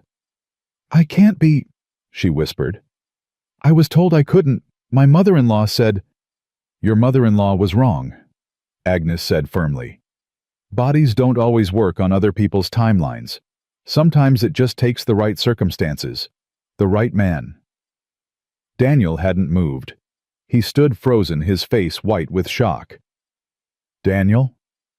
Beth's voice shook. "Say something." "Sarah got pregnant 3 times. Rachel lived. 1 was stillborn. Lucas—" He stopped, his jaw clenching. "The doctor said the last pregnancy would kill her. And it did." "I'm not Sarah." "I know you're not. But Beth, childbirth out here, there's no hospital, no real doctor. Just whatever help Agnes and the neighbor women can provide. If something goes wrong, then we'll handle it, together. You don't understand. I can't—" His voice cracked. "I can't lose you. I can't go through that again."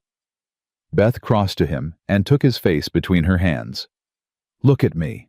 I'm strong. I survived being cast out by my husband's family. I survived traveling alone to Montana in winter. I survived confronting armed men and standing up to Blackwood in front of the whole territory. I can survive having a baby. You can't promise that. You're right. I can't promise I won't die. But I can promise I'll fight like hell to live. For you. For Lucas and Rachel. For this baby. For the life we're building together." Daniel pulled her against him, holding on like she might disappear if he let go. Against her hair, he whispered, "I'm terrified." "So am I. But we'll be terrified together." Rachel and Lucas took the news with reactions as different as their personalities. Lucas was thrilled, already planning what games he'd teach his baby brother or sister. Rachel went quiet and withdrawn, and Beth found her that evening sitting in her room, staring out at the snow.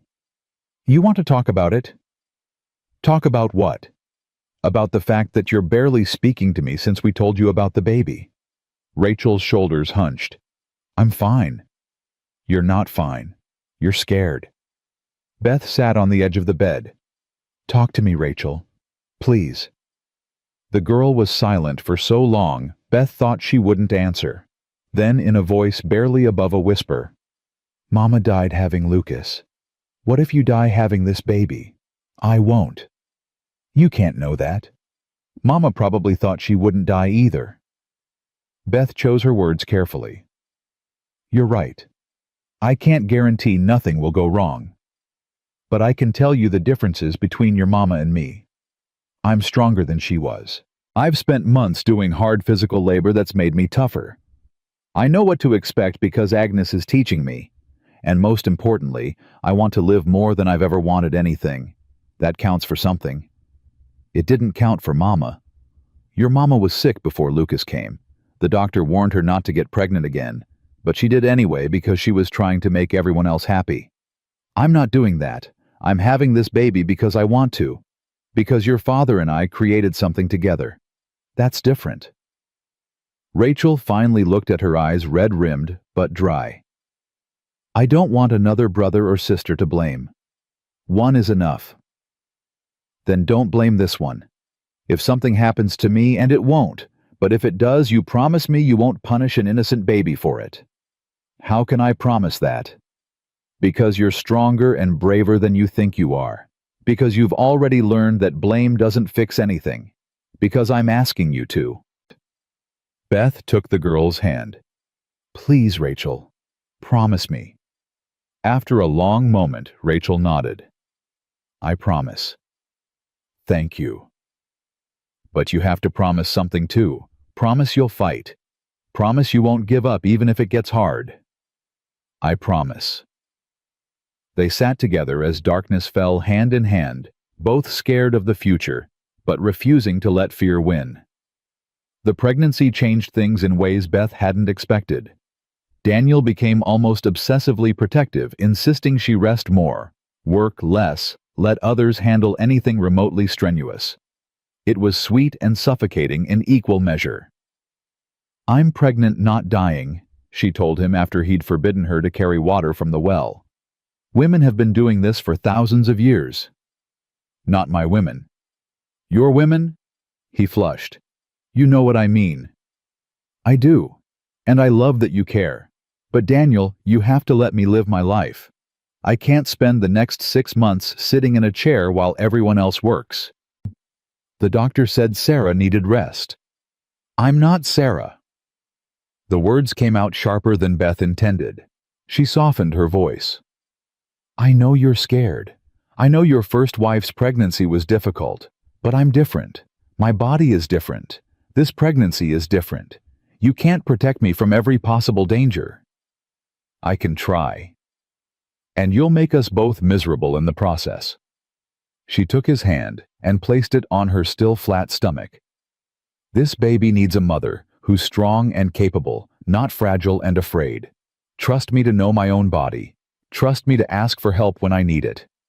Can you do that?" Daniel's hand trembled against her stomach. "I'll try." It was the best she was going to get. As winter slowly gave way to early spring, Beth's body began to change. Her waist thickened. Her breasts became tender. Morning sickness gave way to a constant gnawing hunger that Agnes found hilarious. "You're eating for 2 now. Makes sense you'd be hungry." "I'm always hungry. It's embarrassing." "Embarrassing is natural. You're growing a human being inside you. That takes work." The children adjusted to the news in their own ways. Lucas talked to Beth's stomach constantly, telling the baby stories and singing off-key songs. Rachel remained cautious, but started knitting tiny booties with fierce concentration, unraveling them when they didn't meet her exacting standards and starting over. Daniel watched it all with a mixture of wonder and terror. At night, when they were alone, he'd rest his hand on her stomach and wait for movement that was still months away. "What if I'm a terrible father to this one?" he asked one night. "I've already failed Lucas and Rachel so many times." "You haven't failed them. You've kept them alive and safe and loved. That's not failure. I was too wrapped up in my own grief to see they were grieving too. I let Rachel become a little adult instead of a child. I let Lucas believe he killed his mother. Those are failures. And you're fixing them now. With my help. That's what matters. Beth laced her fingers through his.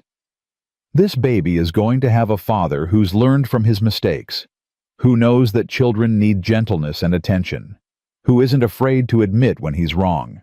That's more than most children get. You really believe that. I really do. But their fragile peace shattered one afternoon in March when a rider came to the ranch at full gallop. Beth was helping Agnes with laundry when she heard the commotion. McCormick, Daniel McCormick. Daniel came out of the barn, his face going hard when he saw the rider. What do you want, Wade?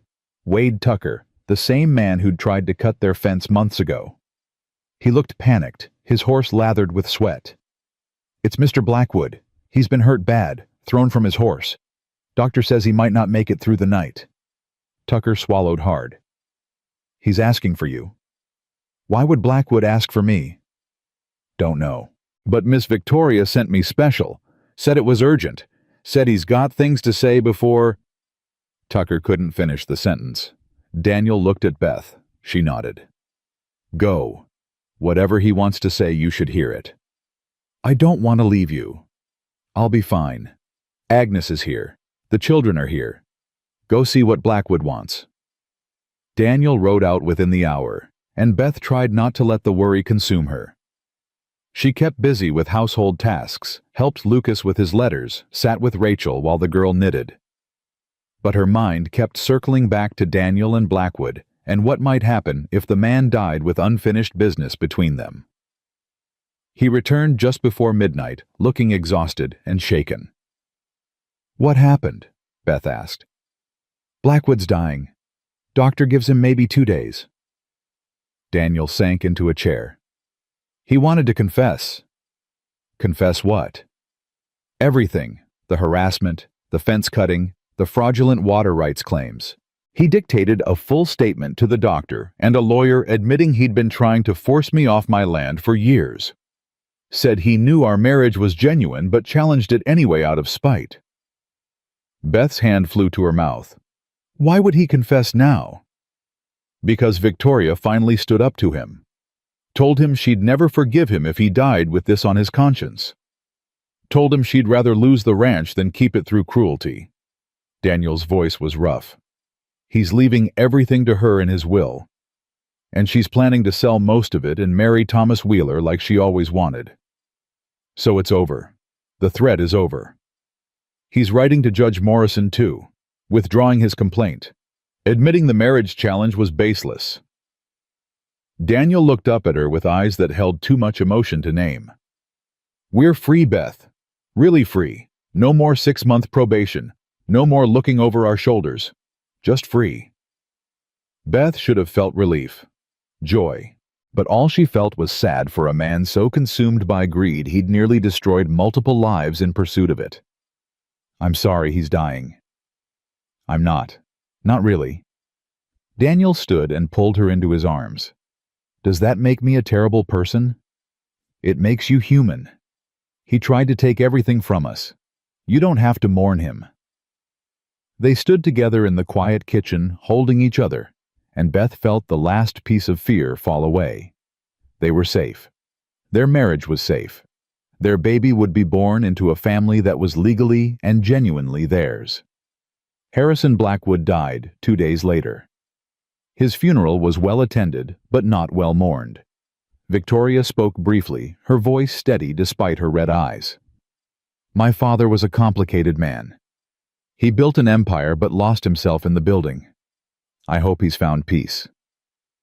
After the funeral, she approached Daniel and Beth. I'm sorry for everything he put you through, for the hearing and the threats and the harassment. If I'd been braver sooner, I could have stopped it.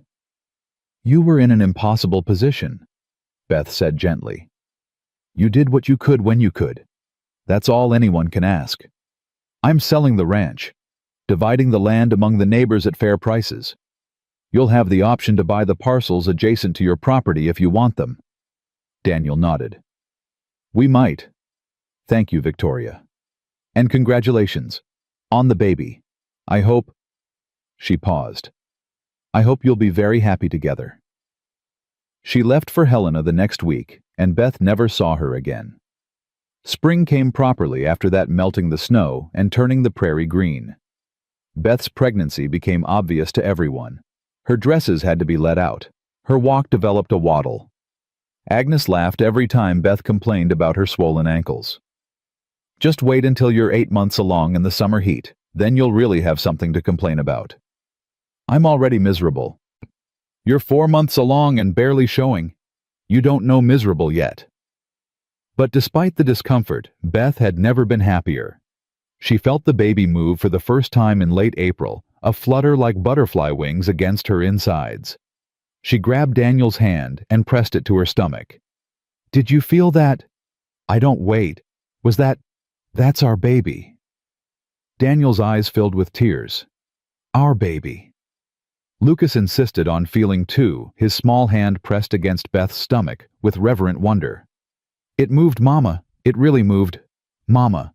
He'd started calling her that without prompting, and every time Beth heard it, her heart swelled. Rachel was more reserved, but she touched Beth's stomach too, her face soft with something like hope. "Does it hurt?" "No. It feels strange, but not bad." Mama said it felt like being kicked from the inside.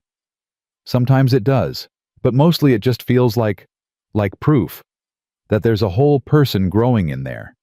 A person who's going to need us." "Yes." Rachel looked up at Beth with serious eyes. "I'll help. When the baby comes, I'll help take care of it so you don't get too tired." "Thank you, sweetheart. I'm going to need all the help I can get." As May turned to June, Beth grew larger and more uncomfortable.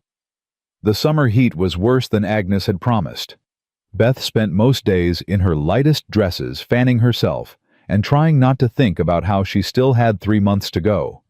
Daniel was constantly hovering, bringing her water and pillows, and anything else he thought might make her comfortable.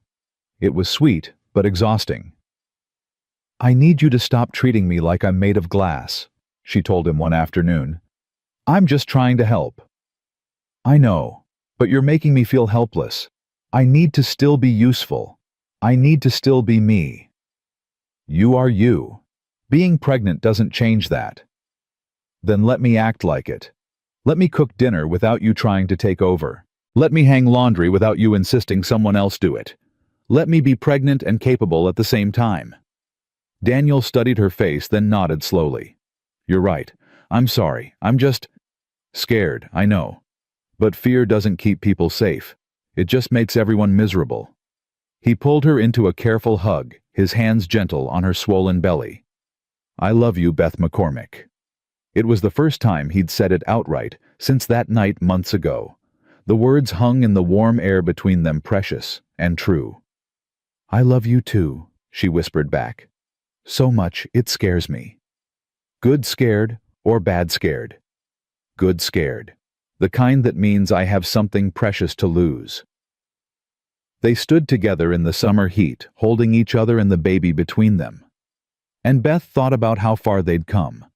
From strangers making a desperate bargain to this, a real marriage, a real family, real love earned through survival and choice, and stubborn refusal to give up. July brought the news that Judge Morrison was coming to the territory again. He sent word requesting to visit the Diamond M Ranch as part of his circuit to check on the status of the McCormick marriage.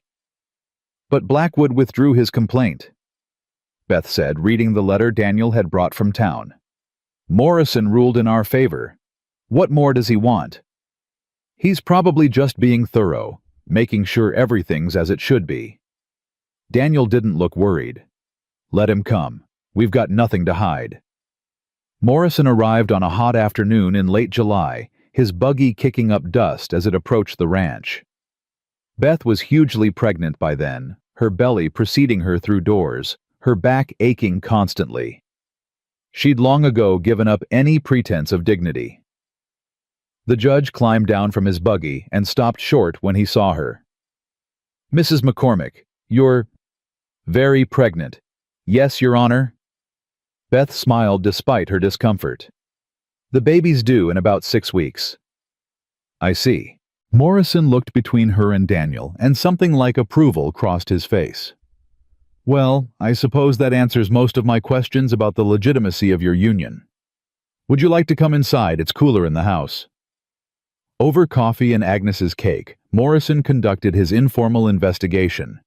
He asked about their daily routines, how they'd settled into married life, what their plans were for the future.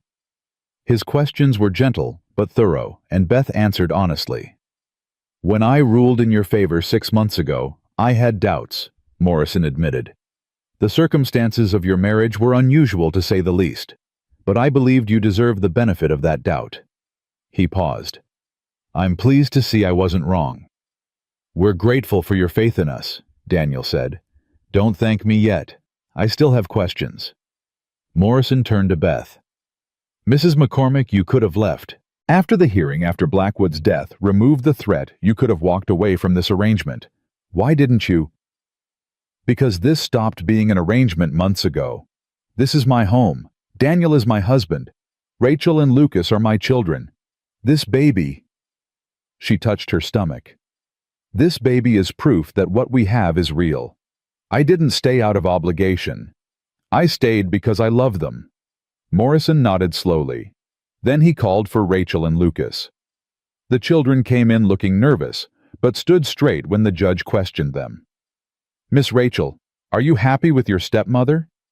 Yes, sir. Rachel glanced at Beth. She's teaching me things, important things, about being strong and not being afraid to feel things. I'm glad she's here. And you, young Lucas, do you consider Mrs. McCormick your mother? She is my mother, Lucas said firmly. Maybe she didn't birth me, but she's my mama. She takes care of me and loves me, and that's what mothers do. Morrison's stern face softened. Out of the mouths of babes. He stood and extended his hand to Daniel. Mr. McCormick, I'm satisfied that your marriage is genuine in every respect that matters. I'll be filing a final ruling removing all conditions and declaring this matter permanently closed. You and Mrs. McCormick are legally and irrevocably married with all rights and privileges that entails. Beth felt tears prick her eyes. It was really over. Really, truly over. After Morrison left, Daniel swept her into his arms carefully, mindful of her belly, and kissed her soundly. We did it, he said against her lips. We actually did it. Did you ever doubt we would? Every single day. But you kept believing, and eventually, I couldn't help but believe too. That night, lying in their shared bed with Daniel's hand resting on her stomach, feeling their baby move beneath his palm, Beth thought about the journey that had brought her here. She'd been nobody, a worthless, barren widow with 17 cents and nowhere to go. Now she was somebody's wife, somebody's mother, somebody's whole world. She mattered. She belonged. She was home. What are you thinking about? Daniel asked. How grateful I am that my life fell apart. If Robert hadn't died, if his mother hadn't cast me out, if I hadn't ended up stranded in Silver Creek, I never would have found this. Found you. Found our family. I'm grateful too. For every terrible thing that happened to bring you here.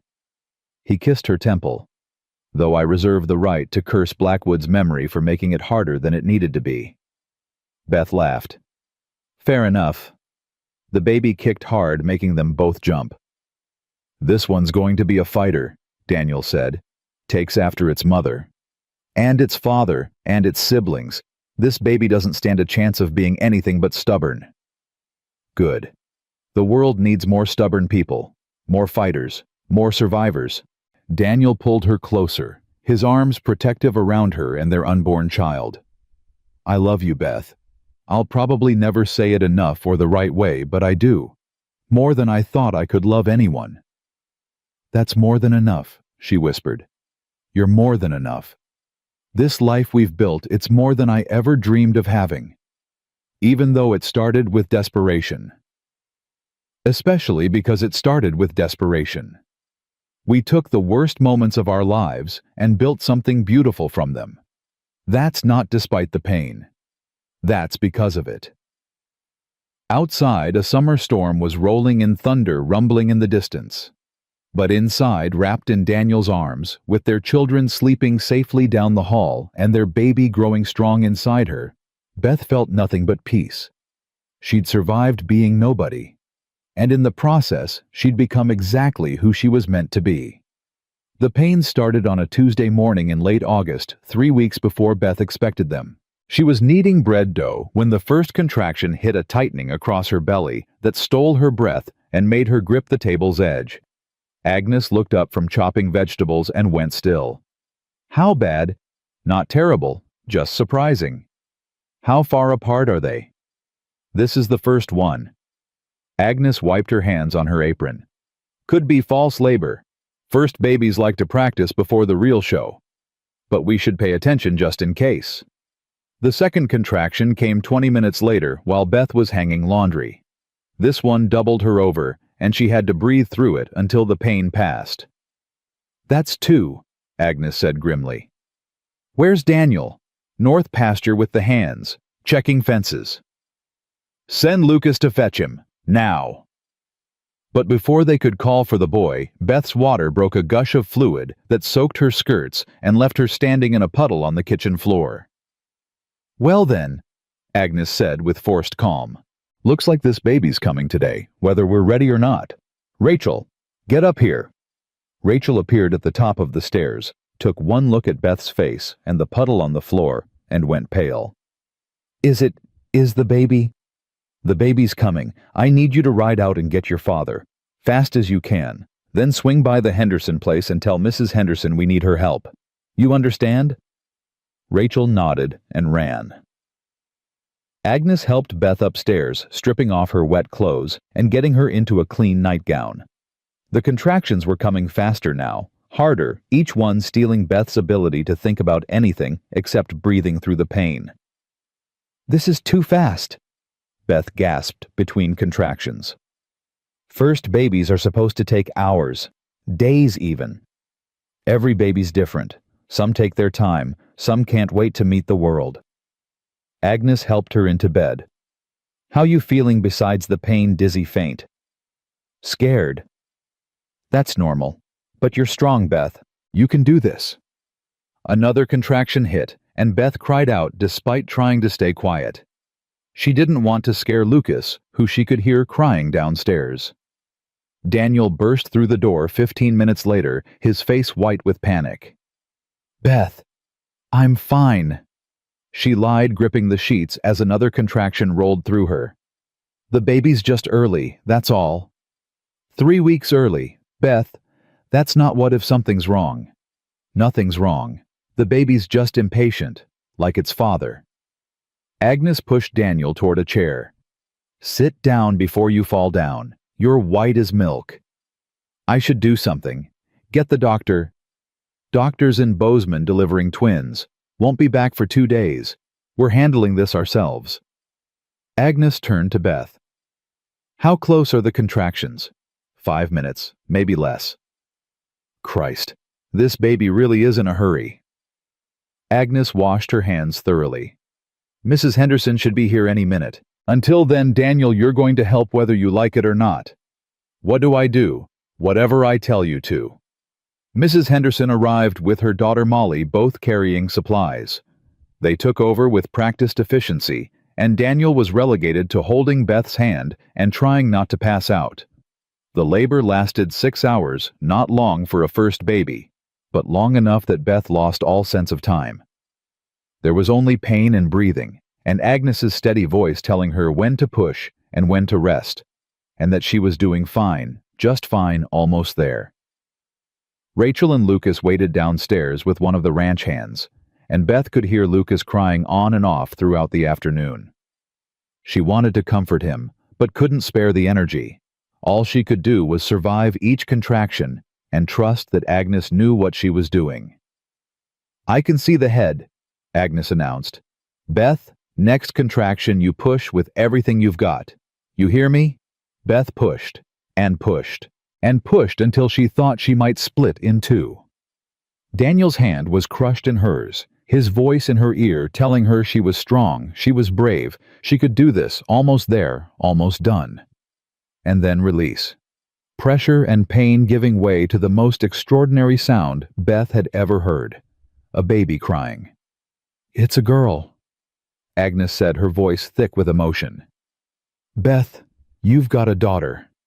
Agnes placed the baby on Beth's chest, tiny and red and furious, screaming her displeasure at being born.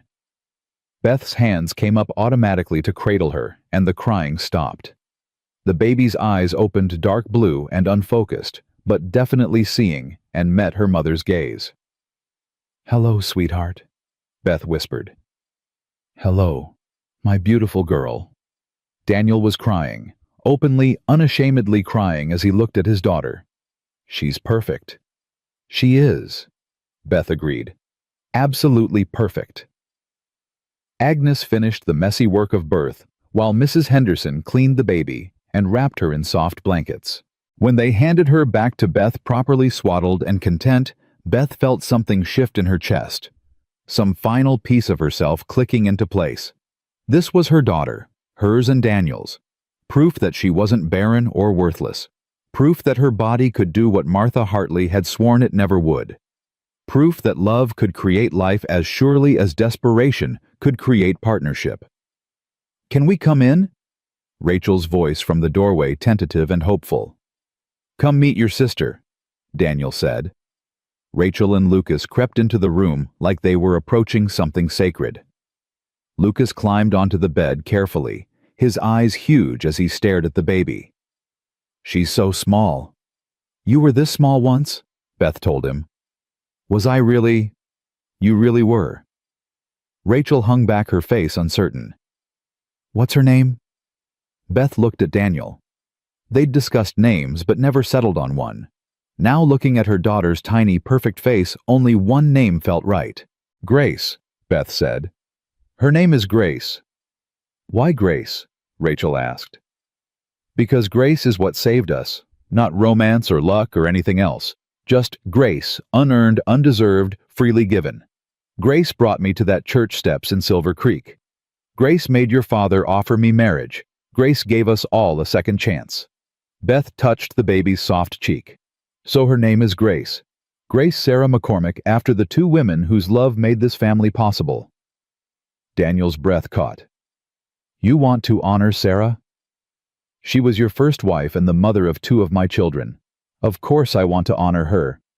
Rachel's eyes filled with tears. "Mama would have loved that. She would have loved you." "I hope so, sweetheart. I really do." They spent the rest of the afternoon in that room, a family crowded around a bed, taking turns holding the newest member and marveling at her tiny fingers and perfect nose. Lucas declared himself the best big brother and promised to teach Grace everything he knew. Rachel held her sister with reverent care and whispered promises that she'd protect her always. And Daniel sat beside Beth, his arm around her shoulders, watching their children with an expression of such complete contentment that Beth felt her heart might burst. "Thank you," he said quietly. "For what?" "For this. For them. For taking a desperate bargain and turning it into everything I never knew I needed. I should be thanking you. You gave me a home when I had nothing. You gave me children when I thought I'd never have them. You gave me a reason to keep fighting. We gave each other reasons." He kissed her temple. "And we're going to keep giving them for the rest of our lives." Agnes and Mrs. Henderson stayed until evening, making sure Beth and the baby were both healthy and stable. Before they left, Agnes pulled Daniel aside. "Your wife did good. Real good. Most first-time mothers panic, but Beth stayed calm and focused. She's stronger than she looks. I know. Do you, because you spent 9 months treating her like she might shatter? She's not fragile, Daniel. Stop acting like she is." I was terrified I'd lose her like I lost Sarah. Sarah was sick from the start. Beth's healthy as a horse. Different women, different bodies, different outcomes. You need to trust that. Agnes squeezed his arm. "You've got a good wife and 3 beautiful children. Don't waste time worrying about disasters that aren't happening. Just enjoy what you've got."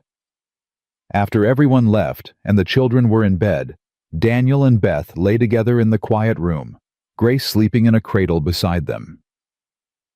"I can't stop looking at her," Daniel whispered. "Every time I close my eyes, I'm afraid I'll open them, and she'll be gone. Like she was too good to be real." "She's real. We're real. This whole improbable, impossible life we've built, it's all real. How did we get this lucky? We weren't lucky. We were desperate and brave and stubborn. We fought for this. Every single day we fought." Daniel turned to face her, his hand cupping her cheek. "I love you, Beth McCormick. I love you more than I thought I could love anyone. You took my broken family and made it whole. You took my broken heart and taught it to trust again. You took everything damaged in me and somehow made it better. You did the same for me. I was nobody when we met. Nothing. Cast out and worthless. You made me somebody. You made me matter. You always mattered. You just needed someone to see it." They kissed softly, carefully, mindful of Beth's exhaustion and the sleeping baby nearby. When they pulled apart, Beth settled against Daniel's chest with a sigh of pure contentment. "What are you thinking?" he asked. "That if someone had told me 9 months ago that I'd end up here married to a Montana rancher mother to 3 children happier than I've ever been, I never would have believed them. And if someone had told me I'd marry a desperate widow off a stagecoach and fall completely in love with her, I'd have called them crazy. We're both crazy then. Best kind of crazy there is." Grace stirred in her cradle, making soft baby noises, but not quite waking. Beth reached over to rock her gently, and the noises stopped. "She's going to be just as stubborn as her mother," Daniel predicted, "and just as protective as her father. God help anyone who crosses her." They fell asleep like that, hands linked between the bed and cradle, their daughter breathing softly beside them. The next weeks passed in a blur of sleepless nights and endless feedings.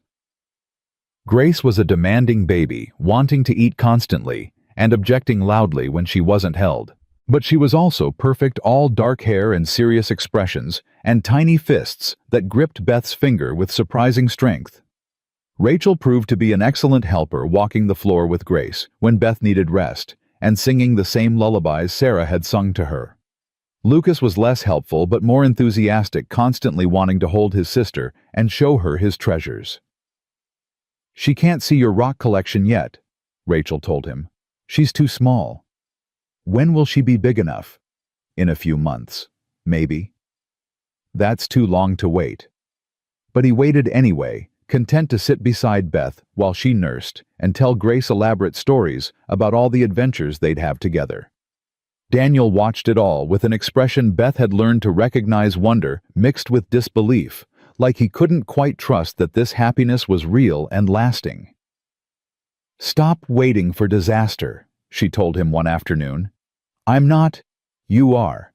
I can see it in your face. You keep expecting something terrible to happen because that's what happened last time. But this isn't last time. This is now, and everything's fine. For now.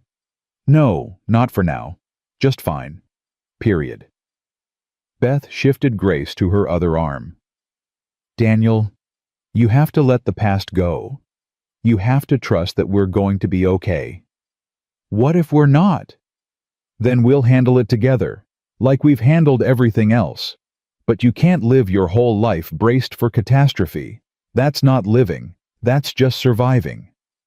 He was quiet for a long moment, watching Grace's tiny hand curl and uncurl. "You're right. I know you're right. It's just hard to shake the feeling that I don't deserve this much happiness." "Why not?" "Because I failed Sarah. Failed Rachel and Lucas for years after she died.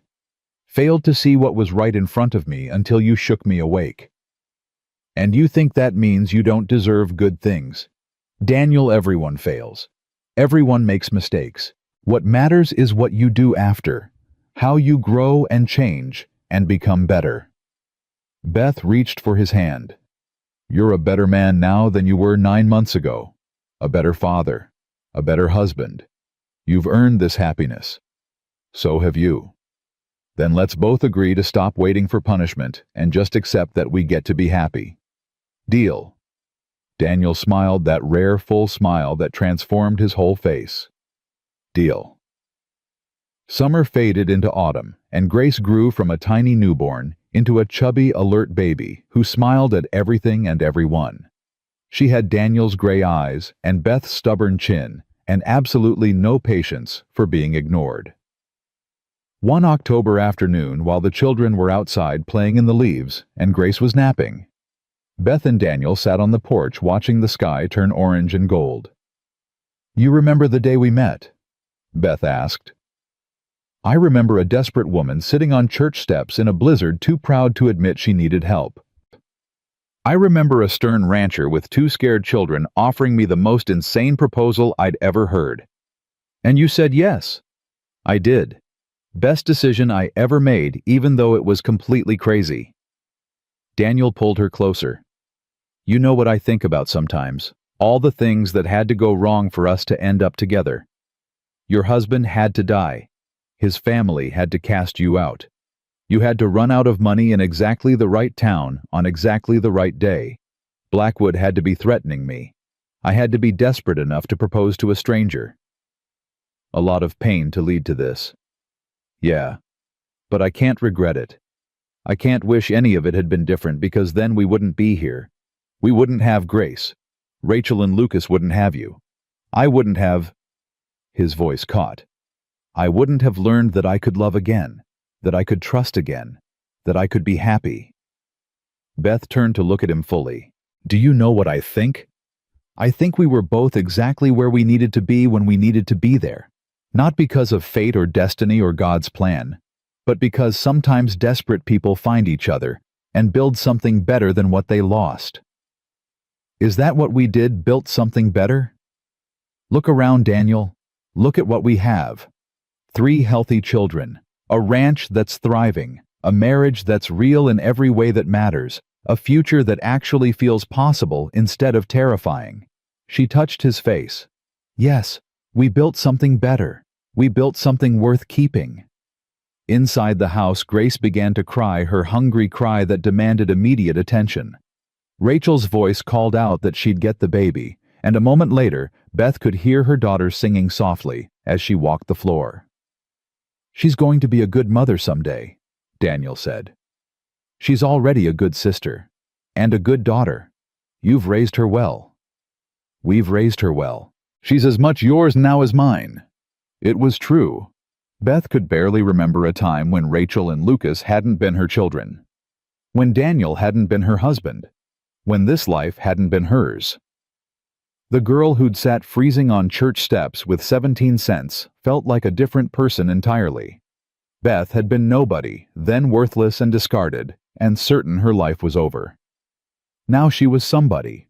Wife, mother, partner. The woman who'd taken desperation and turned it into hope. Who'd transformed a business arrangement into genuine love.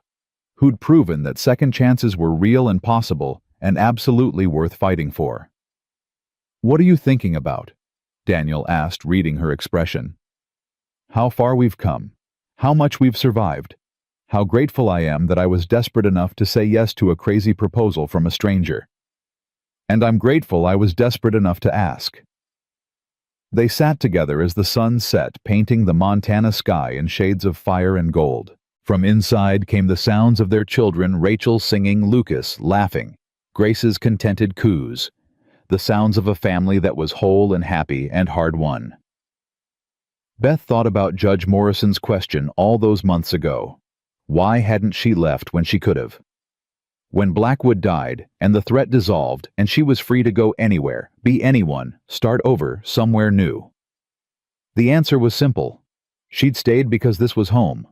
Because these people were her people. Because love wasn't something that happened to you. It was something you chose day after day in 1,000 small ways. She'd chosen Daniel when she took his hand on that stagecoach station platform. She'd chosen Rachel and Lucas when she sat with them through nightmares and tears. She'd chosen Grace the moment she felt her move inside her belly. She'd chosen this life, this hard, beautiful, impossible life, and she'd keep choosing it for as long as she lived. "I love you," she said, "not for the first time, and not for the last." "I love you too," Daniel replied, his arm tightening around her shoulders. "Forever." "Forever," Beth agreed. And she meant it. Because Beth McCormick, who'd once been nobody with nowhere to go, had found exactly where she belonged. In a ranch house in Montana, surrounded by children who called her mama, partnered with a man who saw her strength instead of her failures, building a legacy from broken pieces and desperate choices, and the stubborn refusal to give up. She'd been called barren and worthless, cast out and abandoned, left with nothing but 17 cents and a carpetbag full of shattered dreams. But she'd survived. And in surviving, she'd discovered something precious, that the best things in life often grew from the worst moments. That desperation could lead to destiny, if you were brave enough to take the leap.